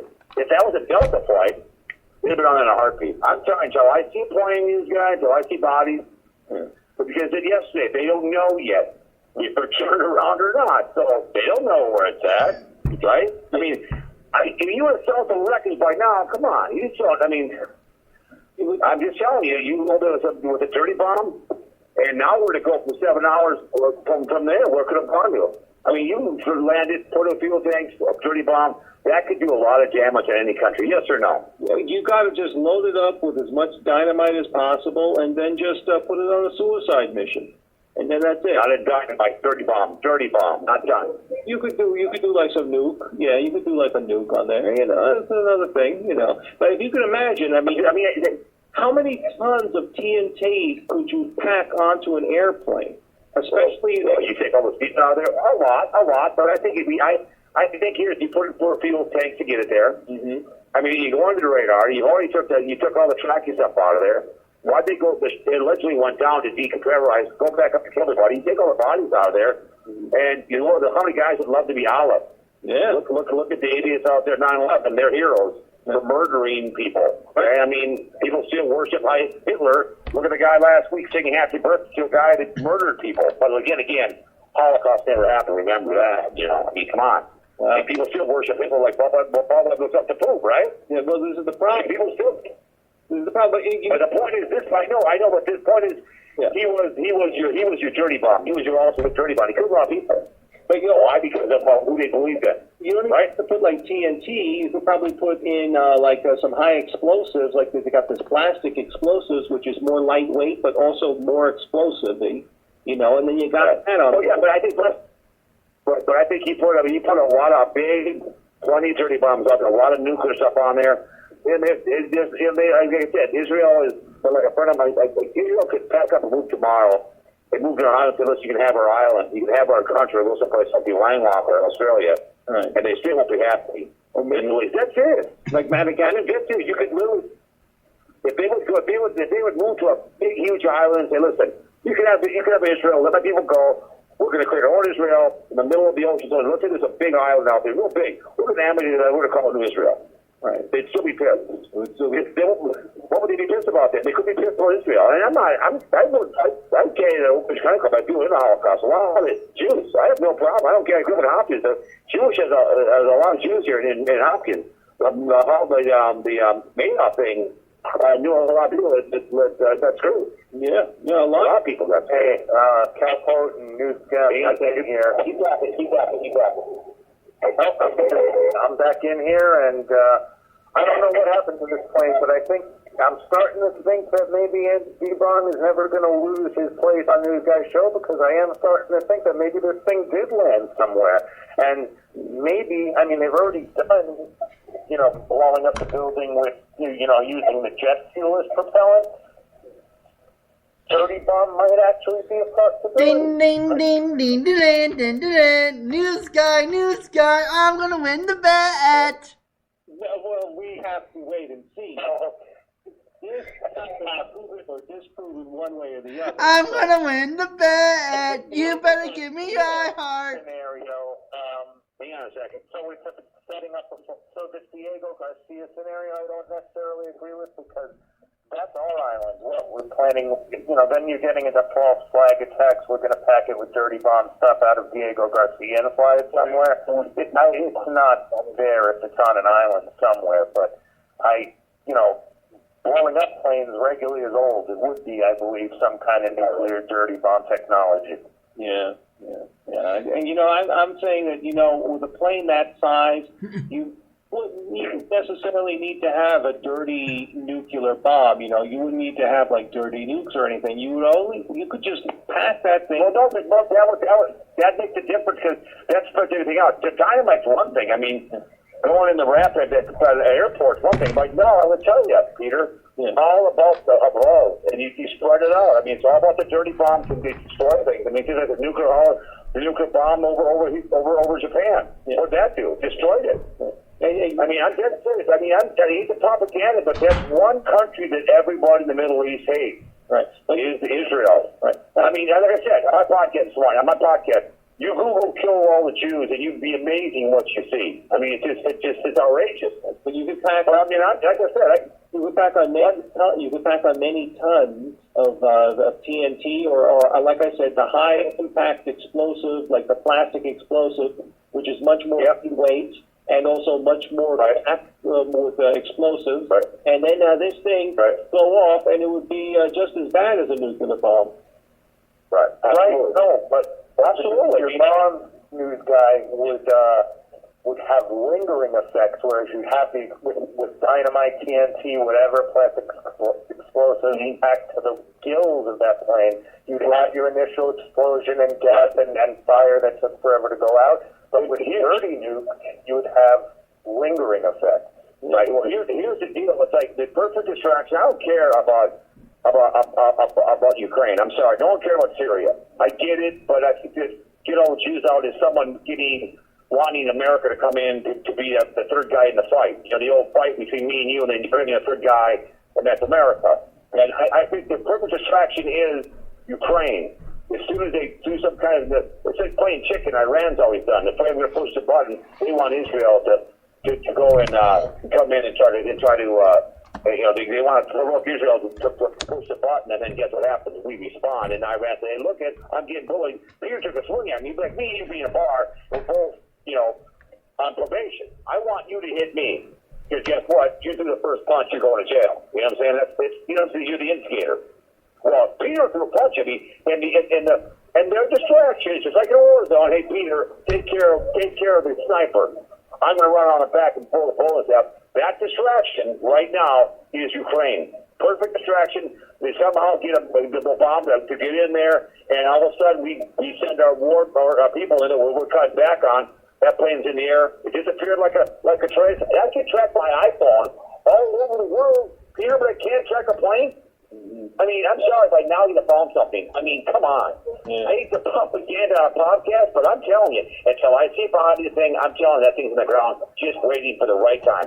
Yeah, I think that, it's very funny you saying it like that, because I think it's like the opposite. I think that what they've done with this plane is they're hiding it, and they're not going to be using it for anything. Maybe it is an Diego Garcia or something like that. They're just hiding it, and they're using this. And when this plane originally disappeared, and it was at the top of the news, that was what was going on at that point. That was the Obamacare, was the Ukraine. But there wasn't any plane, this missing plane fiasco that was going on for all that time. Then we would have had maybe a larger consensus from the American public for Obama to do something in Ukraine instead of just handing over Crimea to Putin. And maybe we would have had even a greater groundswell against Obamacare, and people would have been so outraged that this thing was Devin Walker. And it might still be Devin Walker. You never know. But do you think this was a dry run just to see if a plane can be taken totally off radar for something that would eventually become taken off a radar and attack it? I mean, yeah, I'm sorry, but that plane is a major big bomb. I'm telling you, like I said, I'm a pretty sane guy. I don't like talking propaganda. I've discussed in my podcast many times. We got to find that damn plane. I get Ukraine, and I'm not trying to be a heartless little bastard. I've said before, we went in and killed Gaddafi. We let Syria back gas. The problem is effing Germany can't get their own people, so the problem is they need Russia. If Russia had nothing we didn't need, we could care less. It always comes down of someone needs something. Germany can kiss my ass. I hate to be a heartless little bastard, but the priority to me is right now is there's a lot of place to land. They need to find out 7 hours where it could have went to, and that's where it's at. Okay, by now they would have found the damn thing. Okay, I'm sorry. It's just. I'm sorry. That plane we must find the plane for the whole world. I'm sorry. I get it, but it's serious. I think it makes a major damage and destroy Israel, and it's going to start in the middle of the Middle East, World War III. We all know it's in the Bible. Yeah. And that's what's going to happen. It's going to start in the Middle East, and World War IV. You're going to wish that's what's going to start. It's all going to piss them on, and then it'll be Beyond Thunderdome Part 3. Part 2. And I love this world, I love this country. We can't let whoever took the plane have it reappear. It can disappear without a trace, gentlemen. It can reappear with a trace. That'd be too damn late. As we're dealing with Ukraine. Excuse me. And that's what's going to happen. All of a sudden, here it is. Excuse what's me. That? Too late now. Boom. Excuse me, cowpoke? If that happens, then we have a lot of problems because if they figured a way how to, undermine or countermine the safety precautions, whatever that are in place, and if they have managed to, successfully evade radar, we definitely have serious problems. I gotta go. Thanks for taking my call. I will see you later. Okay. All right. And, once our schedule, if you notice, I haven't been trolling. Once our schedules don't clash, for some reason they are, I would love to call in and talk whatever little knowledge. Okay, the Grocer Doctor is on Tuesday at 11 o'clock Eastern, so whatever. All right? sometimes God bless America. You guys all love you up. Yeah. Okay, I think, you know what? If my family, my mom and dad are flying to Florida right now, and they are in Atlanta, Georgia right now, and waiting for an hour delay. So if that plane disappeared and someone gave me a call on my cell phone saying, "Excuse me, your mom and dad, the airplane disappeared," I would drive my car to wherever that airport, the nearest airport, and I would say, "Give me a freaking airplane now and fly me to where the plane last disappeared and let me find it." Heck, give me about 5 guys in a crack crew. Give me some conspiracy theory, people, and let's find it.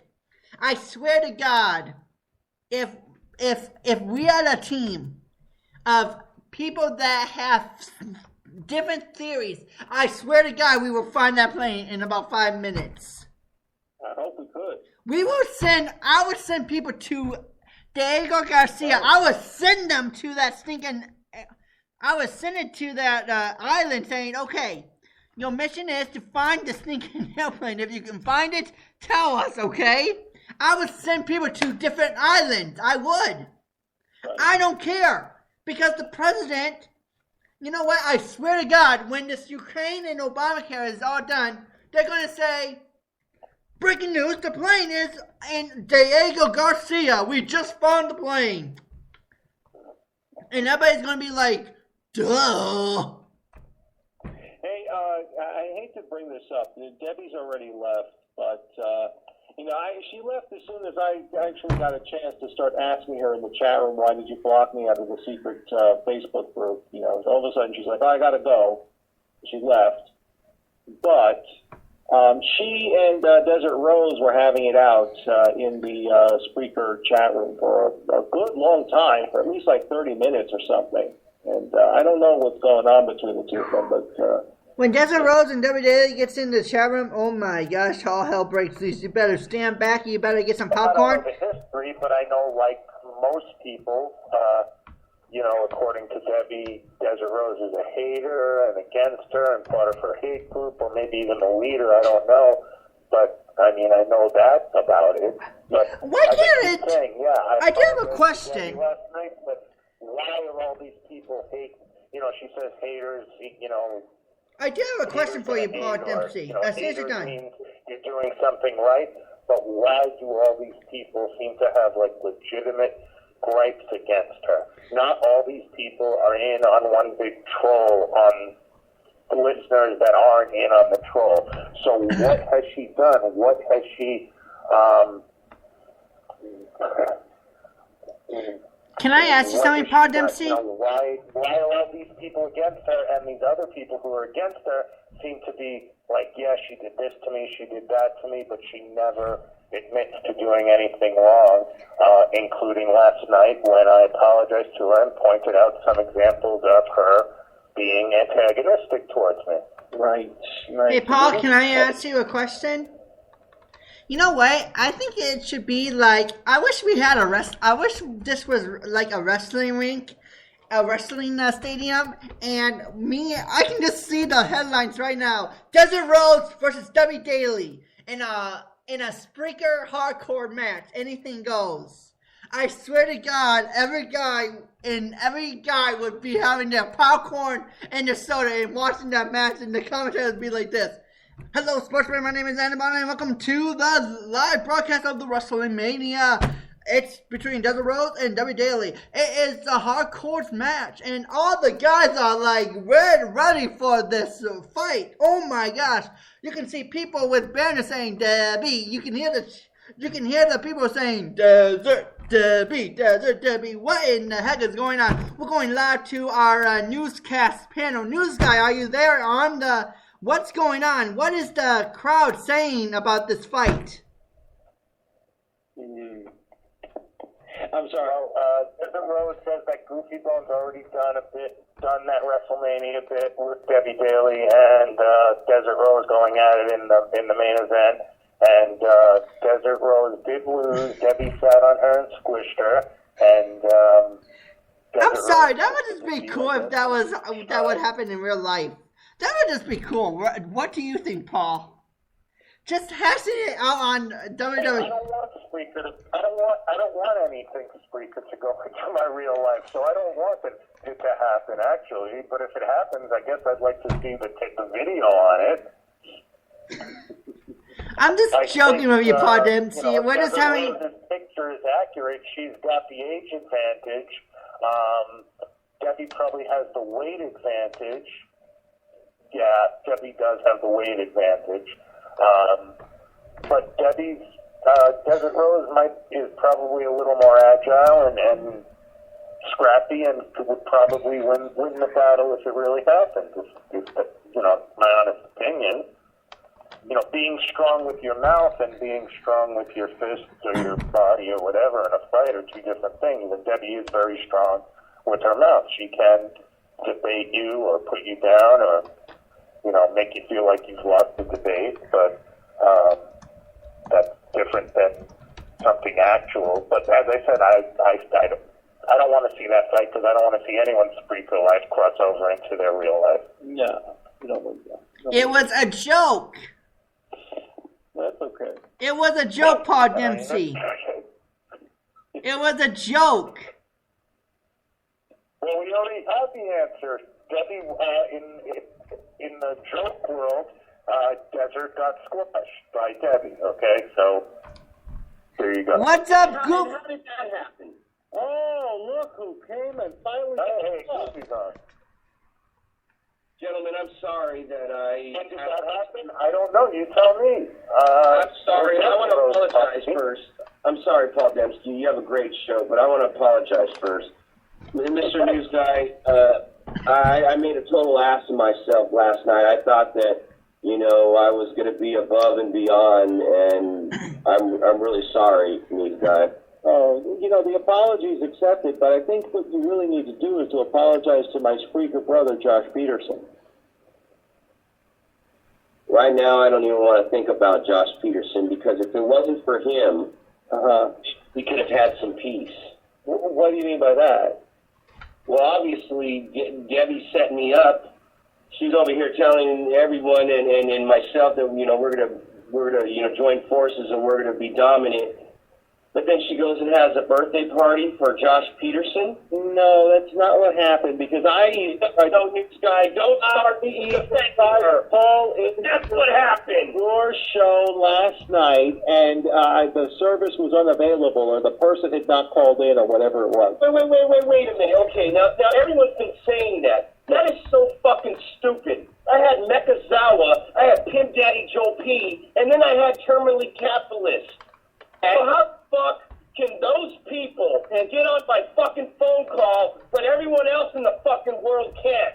Because you got Spreaker and you got also this Skype. So everybody was talking to you over. I don't use Skype, and you're using some other facility. Whoa, Peter. Time out. Hold on, Andy. All I know. Let's let this get. I just want to jump in and say I'm glad my Ambien kicked in after the show last night, because I wouldn't have wanted to have to deal with another that Debbie show and Josh Peterson's getting involved now and giving people beat downs, and I'm glad Phil's kicked in. All I know is that I tried to call in last night using the number that's on Goofy Bone's Spreaker account with the code and everything like this, and it said the person has not logged into the account yet. Please hold. And I tried this like 3 times. On the last Debbie show that I did hear, I heard the same message. The part of her show from last night that I did get to, because I scanned through the whole program because I wasn't going to listen to Solutions for an hour, Mr. Solution for an hour and a half. I heard the same message. She wasn't able to get through either, Goofy Bone. Yeah. It's fine and dandy how people could try to get through. Others got in. Now, I can understand if I was there by myself and, I didn't even, pick up the phone line. But others got in. Nobody else. Well, I don't know how you got the other people in, but they weren't calling in through this phone number that you set up. You know what? Jesus Christ. Nothing could fucking convince you, news guy. I know, but I have my fucking show open to start a new revelation with this woman that claims that we could put the past in the past and together we can move forward to the future. And the stick that she fed me the other day. She never fed you any stick. You know what, news guy? You want to write? You know what? All I know, I hung up. I had a very nice call from some goofy bone to get Seriously. I don't know. Paul Friday Dempsey. night, Thursday night, This has something. been Paul Dempsey. Andy, hold on. I just got to say something. Listen, and I'll repeat this on my show tomorrow. Until Goofy Bone and Joel P, Pimp Daddy Joel P, make some sort of an apology to my Facebook brother, Josh Peterson, they are no longer allowed to call into the News Guy show. It's as simple as that. Okay, seriously. See, I Paul can't Dempsey. tie up with you with that. I can't tie up with you on that one. Here we go. Josh P. Goofy Bone is in the building again. Some kind of thing where he blocks me from Debbie's chat room and sends me a message, "You're blocked, LOL." So I wrote him back something about, you know, his apparent fascination with posting gay hunky males, and then I blocked him. You know, instead of blocking. So I'm not a Josh Peterson fan. Well, I don't. There it is. It's out there in the whatever eminent domain, whatever you call it, whatever. You know what, news guys? You know what, Paul Dempsey? I don't mean to come on here and ruin this perfect, well-run show. Very respected by the audience, and everyone does care about you, Paul Dempsey. Don't forget that. But news guy, what the fuck is your fucking problem, man? What do you mean? We were on your show, and she even admitted it. Well, what? Well, what? Is this all a script? Is this all the neighborhood of fucking make-believe? I think that she was she was just going along with something that was thrown in her lap. She's going along with it, so I'm a fucking sock puppet, and she could just play with it whenever she wants. Is that what you're saying? I think she was just doing it for the loans. The what? So she trolled me, is what you say. Well, I think she trolled you, but I also think that you did not put your phone on, because I know that I tried to call like 3 times. Yeah, but news guy, you're dumber than shit, so I don't expect you to get it. I know how to dial a thing with a keypad and all of this kind of stuff. You're out there in a block of ice. Don't see that you know things. I know how to do a thing like this where you go... I know how to do that. News guy, I had to say something. I'm sorry, Mr. Goofy Bone here. I'm sorry that I'm sorry. Do you forgive me? Go ahead. Okay, seriously, I called into the Goofy Bone show and I got through. How hard is it to call a number and get through? I even got through. You did not get through. I did not hear you calling into the show. Hey, if I was up last night, and I swear to God, I wish I was, but I was tired as hell because I was listening to your BS all the way. I was listening to your BS last night, so I could not take it. Goofy Bone is respected to me. I will call into his show anytime I want. He called my radio show BS. So this is the radio he always wanted me on. It's a BS. Mr. Goofy Bone, I am so sorry for this. Do you forgive us? You have to forgive me. Oh, what? Mr. Goofy Bone, are you... Yeah, I'm sorry that... I don't mean to cut you off. Finish what you're saying, Andy. I'm sorry. All right, don't worry about it. You can cut me off anytime, Goofy. You can. All right. Guy, let me tell you something. You already are a graduate of the 2014 Revolving Door Friendship class. Yeah. All right? Yeah. And let me tell you something. I went through the Revolving Door, and you see how fast I fucking went out? And all I know is that she has now blocked me from the super secret Facebook group.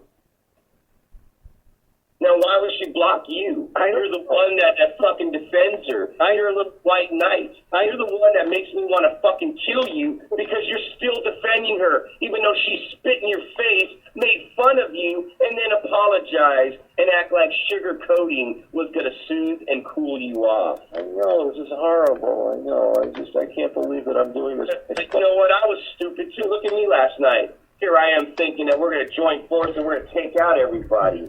Yes, that's right. So my own staff member, Mekazawa, and if he's out there, I don't think he would listen to this show. Yeah, Mekazawa is in the chat room right now. He's out there. He's out there. Oh, is he? Okay. Well, anyway, Next thing I know, you're gonna make Dead Jojo. Hee hee. Let's see. Let me go. I didn't mean that he wouldn't listen to your show, Paul. I mean, he doesn't listen to shows. If he listens to your show, then obviously you got great material. So if he's there, you already know, Paul Dempsey. We don't have to tell you twice. But anyways, Mekazawa, I'm sorry for acting like an idiot. I'm sorry for thinking that I could change everything and we could fucking just be peaceful. I'm so sorry, man. And all those people who believed in me and looked at me as a leader, like I told you, I'm sorry, I failed you. Oh, and you're gonna laugh at me, news guy? No, I was just pulling up my nose like that. Yeah, never mind. You know what? I can't even be serious. It was a sniff. You know what? I took you as a serious person. No, now I'm thinking you're a fucking troll. No, I'm not. Yeah. You're a fucking troll on a block of ice. Yeah, but I'm a troll. Now, Goofy Bone, I want to ask you, when you say he's a troll, what do you mean? Like, he's an undercover shifter for Debbie Daly? He's just somebody just in general, not in any specific area. Yeah, he's just somebody lurking around and defending somebody that he'll never ever meet in life. No, that's not what I'm just, look, I'm trying to be as objective as possible, and all I know is that last night I tried to call into your show using the number that's up there on the Spreaker, and and I got through. It said, "Hello, welcome to the Goofy 106.2 show." And 96.2. Yeah.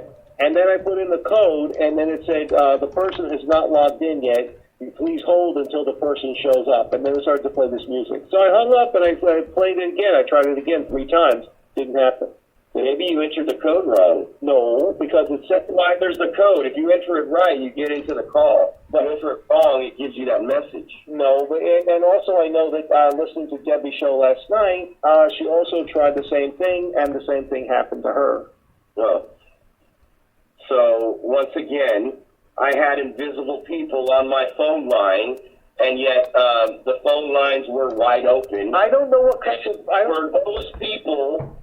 Pimp Daddy Joe P, Mekazawa, and Terminally Capitalist, for those people to just sneak in like there's a back door. I have no... I mean, let's really be fucking honest here. Yeah. How the fuck can something not work when it's working in front of your fucking face? I think that there's a possibility that what you could do with this phone system is like you can call out using it, but you don't accept the calls to call. Hey, Goofy Bone. Like that. Sorry, Peter Goodman, news guy. It's Goofy Bone. Is the phone number hooked up to you right now? I'm gonna call it, and let's see if it doesn't work. Let's do it. Is your phone number hooked up? Well, let me call it right now. We'll fucking. I will call it on right now. I'm calling it right now. 567. Okay. Well then, you know what, Andy?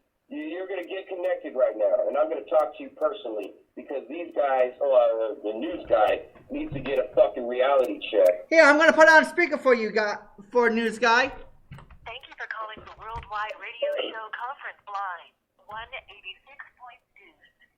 This service is provided by freeconferencepro.com.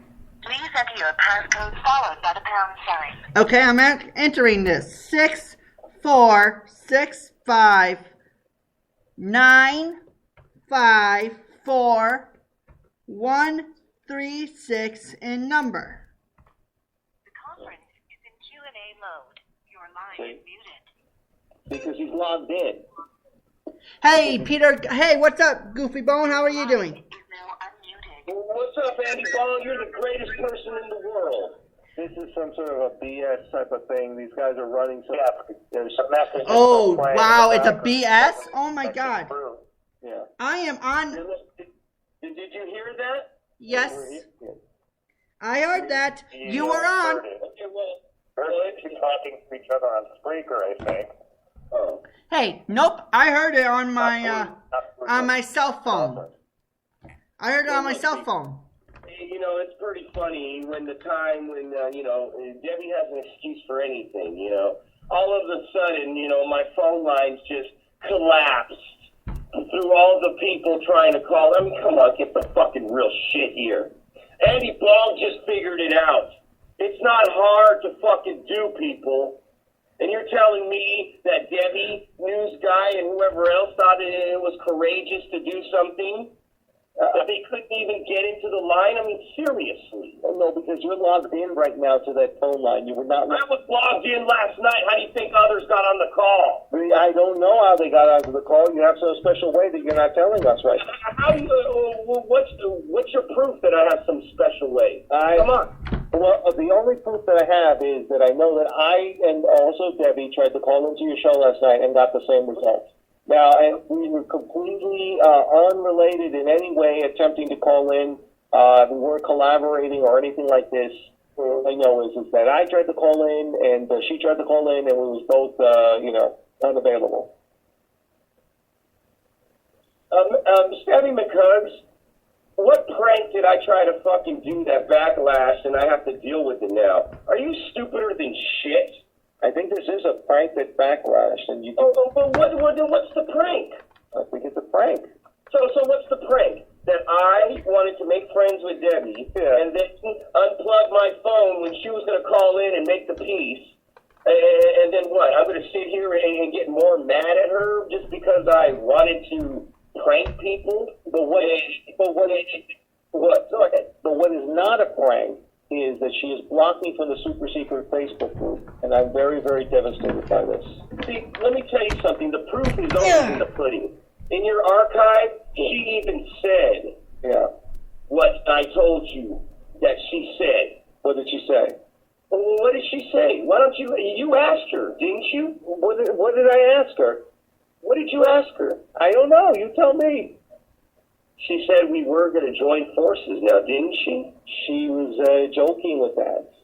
Oh, now it was a joke? Oh, I didn't get that it was joking. I was under the impression that after your show last night, Goofy Bones and Debbie Daly were going, their respective gangs were going to join forces to become an unbeatable powerhouse on Spreaker. Yeah, kind of like, like a superpower. Like the old kind of like and Monica ran them and the Old Man Network joined up together or something. Well, let me tell you something. Crazy old man. This is how stupid it is. If this is a prank, well, what do I get out of it? I'm not earning no Academy Award. I'm not getting ratings. I mean, what do I get out of this? For the person you're making peace with, that person gets potential listens. Ooh, I want to hear them make up. It works both ways, but since that person was the one pimping it, that person was fishing for listens, that the same type of listens that she accuses other people of fudging for fudging their own numbers. Well, whatever. I tried to do what. And you know what, News Guy? The funny thing was, it was in your vision that I really wanted to do this. Really? Because it was always you that wanted to make the piece, right? Even though I was on Andy Bong's show because he got the credit. But no, it was on my show when I brought Andy and Debbie together. It was on my show, November of last year. You know what? I'm going to put the archive up on iHeartRadio. Well, anyways, the main reason why I wanted to do it was because of you, News Guy. Well, thanks. Maybe if we put the puzzle piece together, then your puzzle piece would fit, and maybe we could start something like a whole new network. That would be amazing.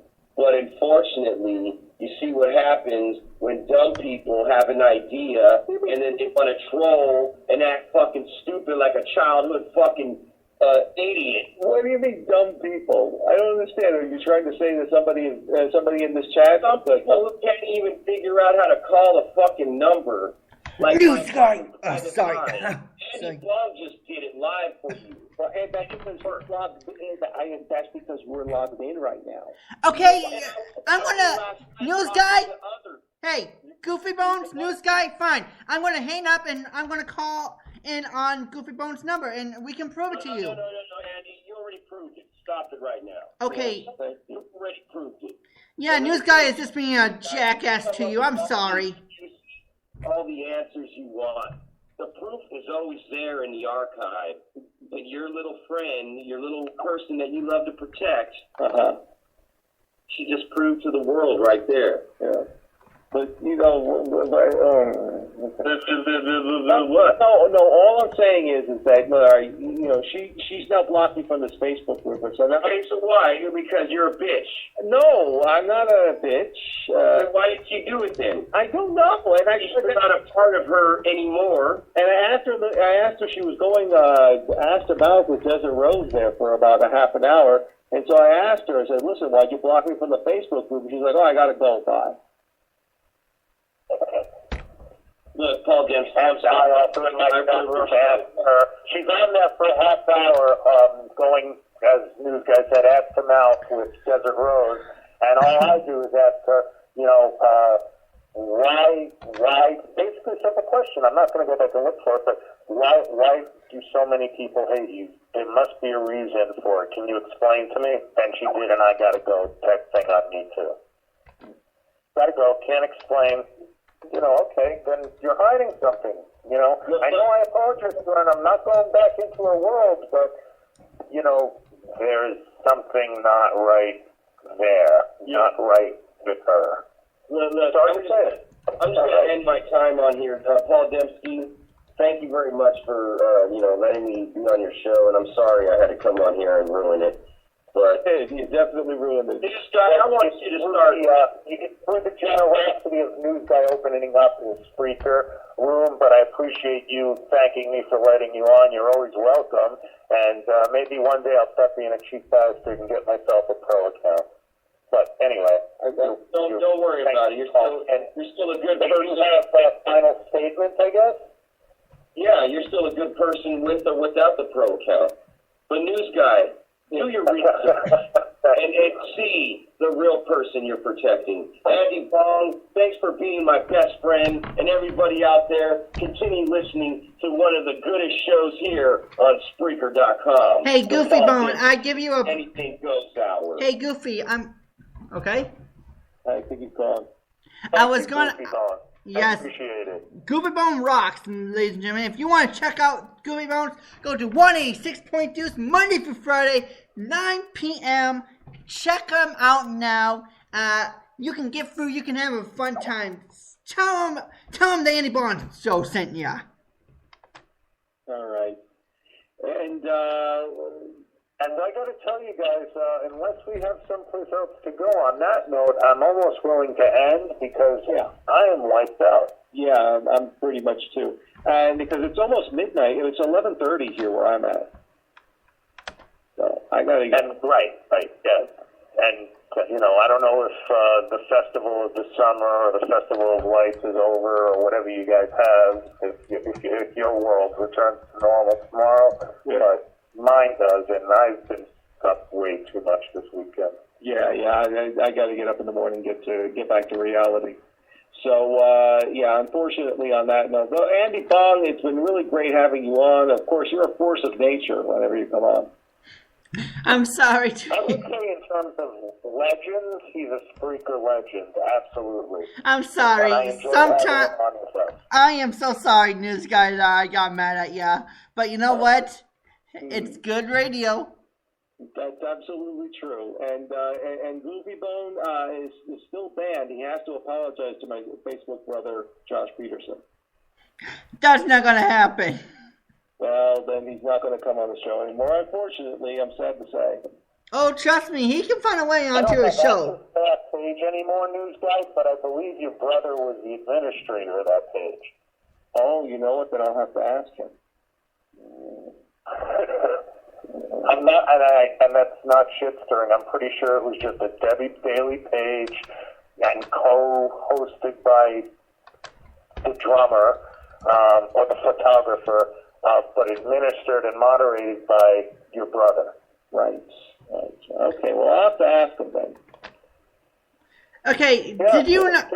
I do have something interesting. I've been on the air for an hour and 52 minutes, and I haven't played any music whatsoever. Actually, you've been on. Well, yeah, well, You've been on a lot longer than that. Yeah, but I haven't played any music on my part, Was that so where you were going, Newsguy? yeah. I haven't played any music on my part of the station, so I swear to God, this is going to get me into iHeartRadio. I swear. I hope. I'm praying. It might. There were no N-bombs dropped. There might have. It might be submittable. I mean, Newsguy would know more about. I think, But you know, they tried to tell you to submit small bits and small pieces. right. Don't send the whole show. Andy, the trick of it is you only send clips that are 5 to 10 minutes long.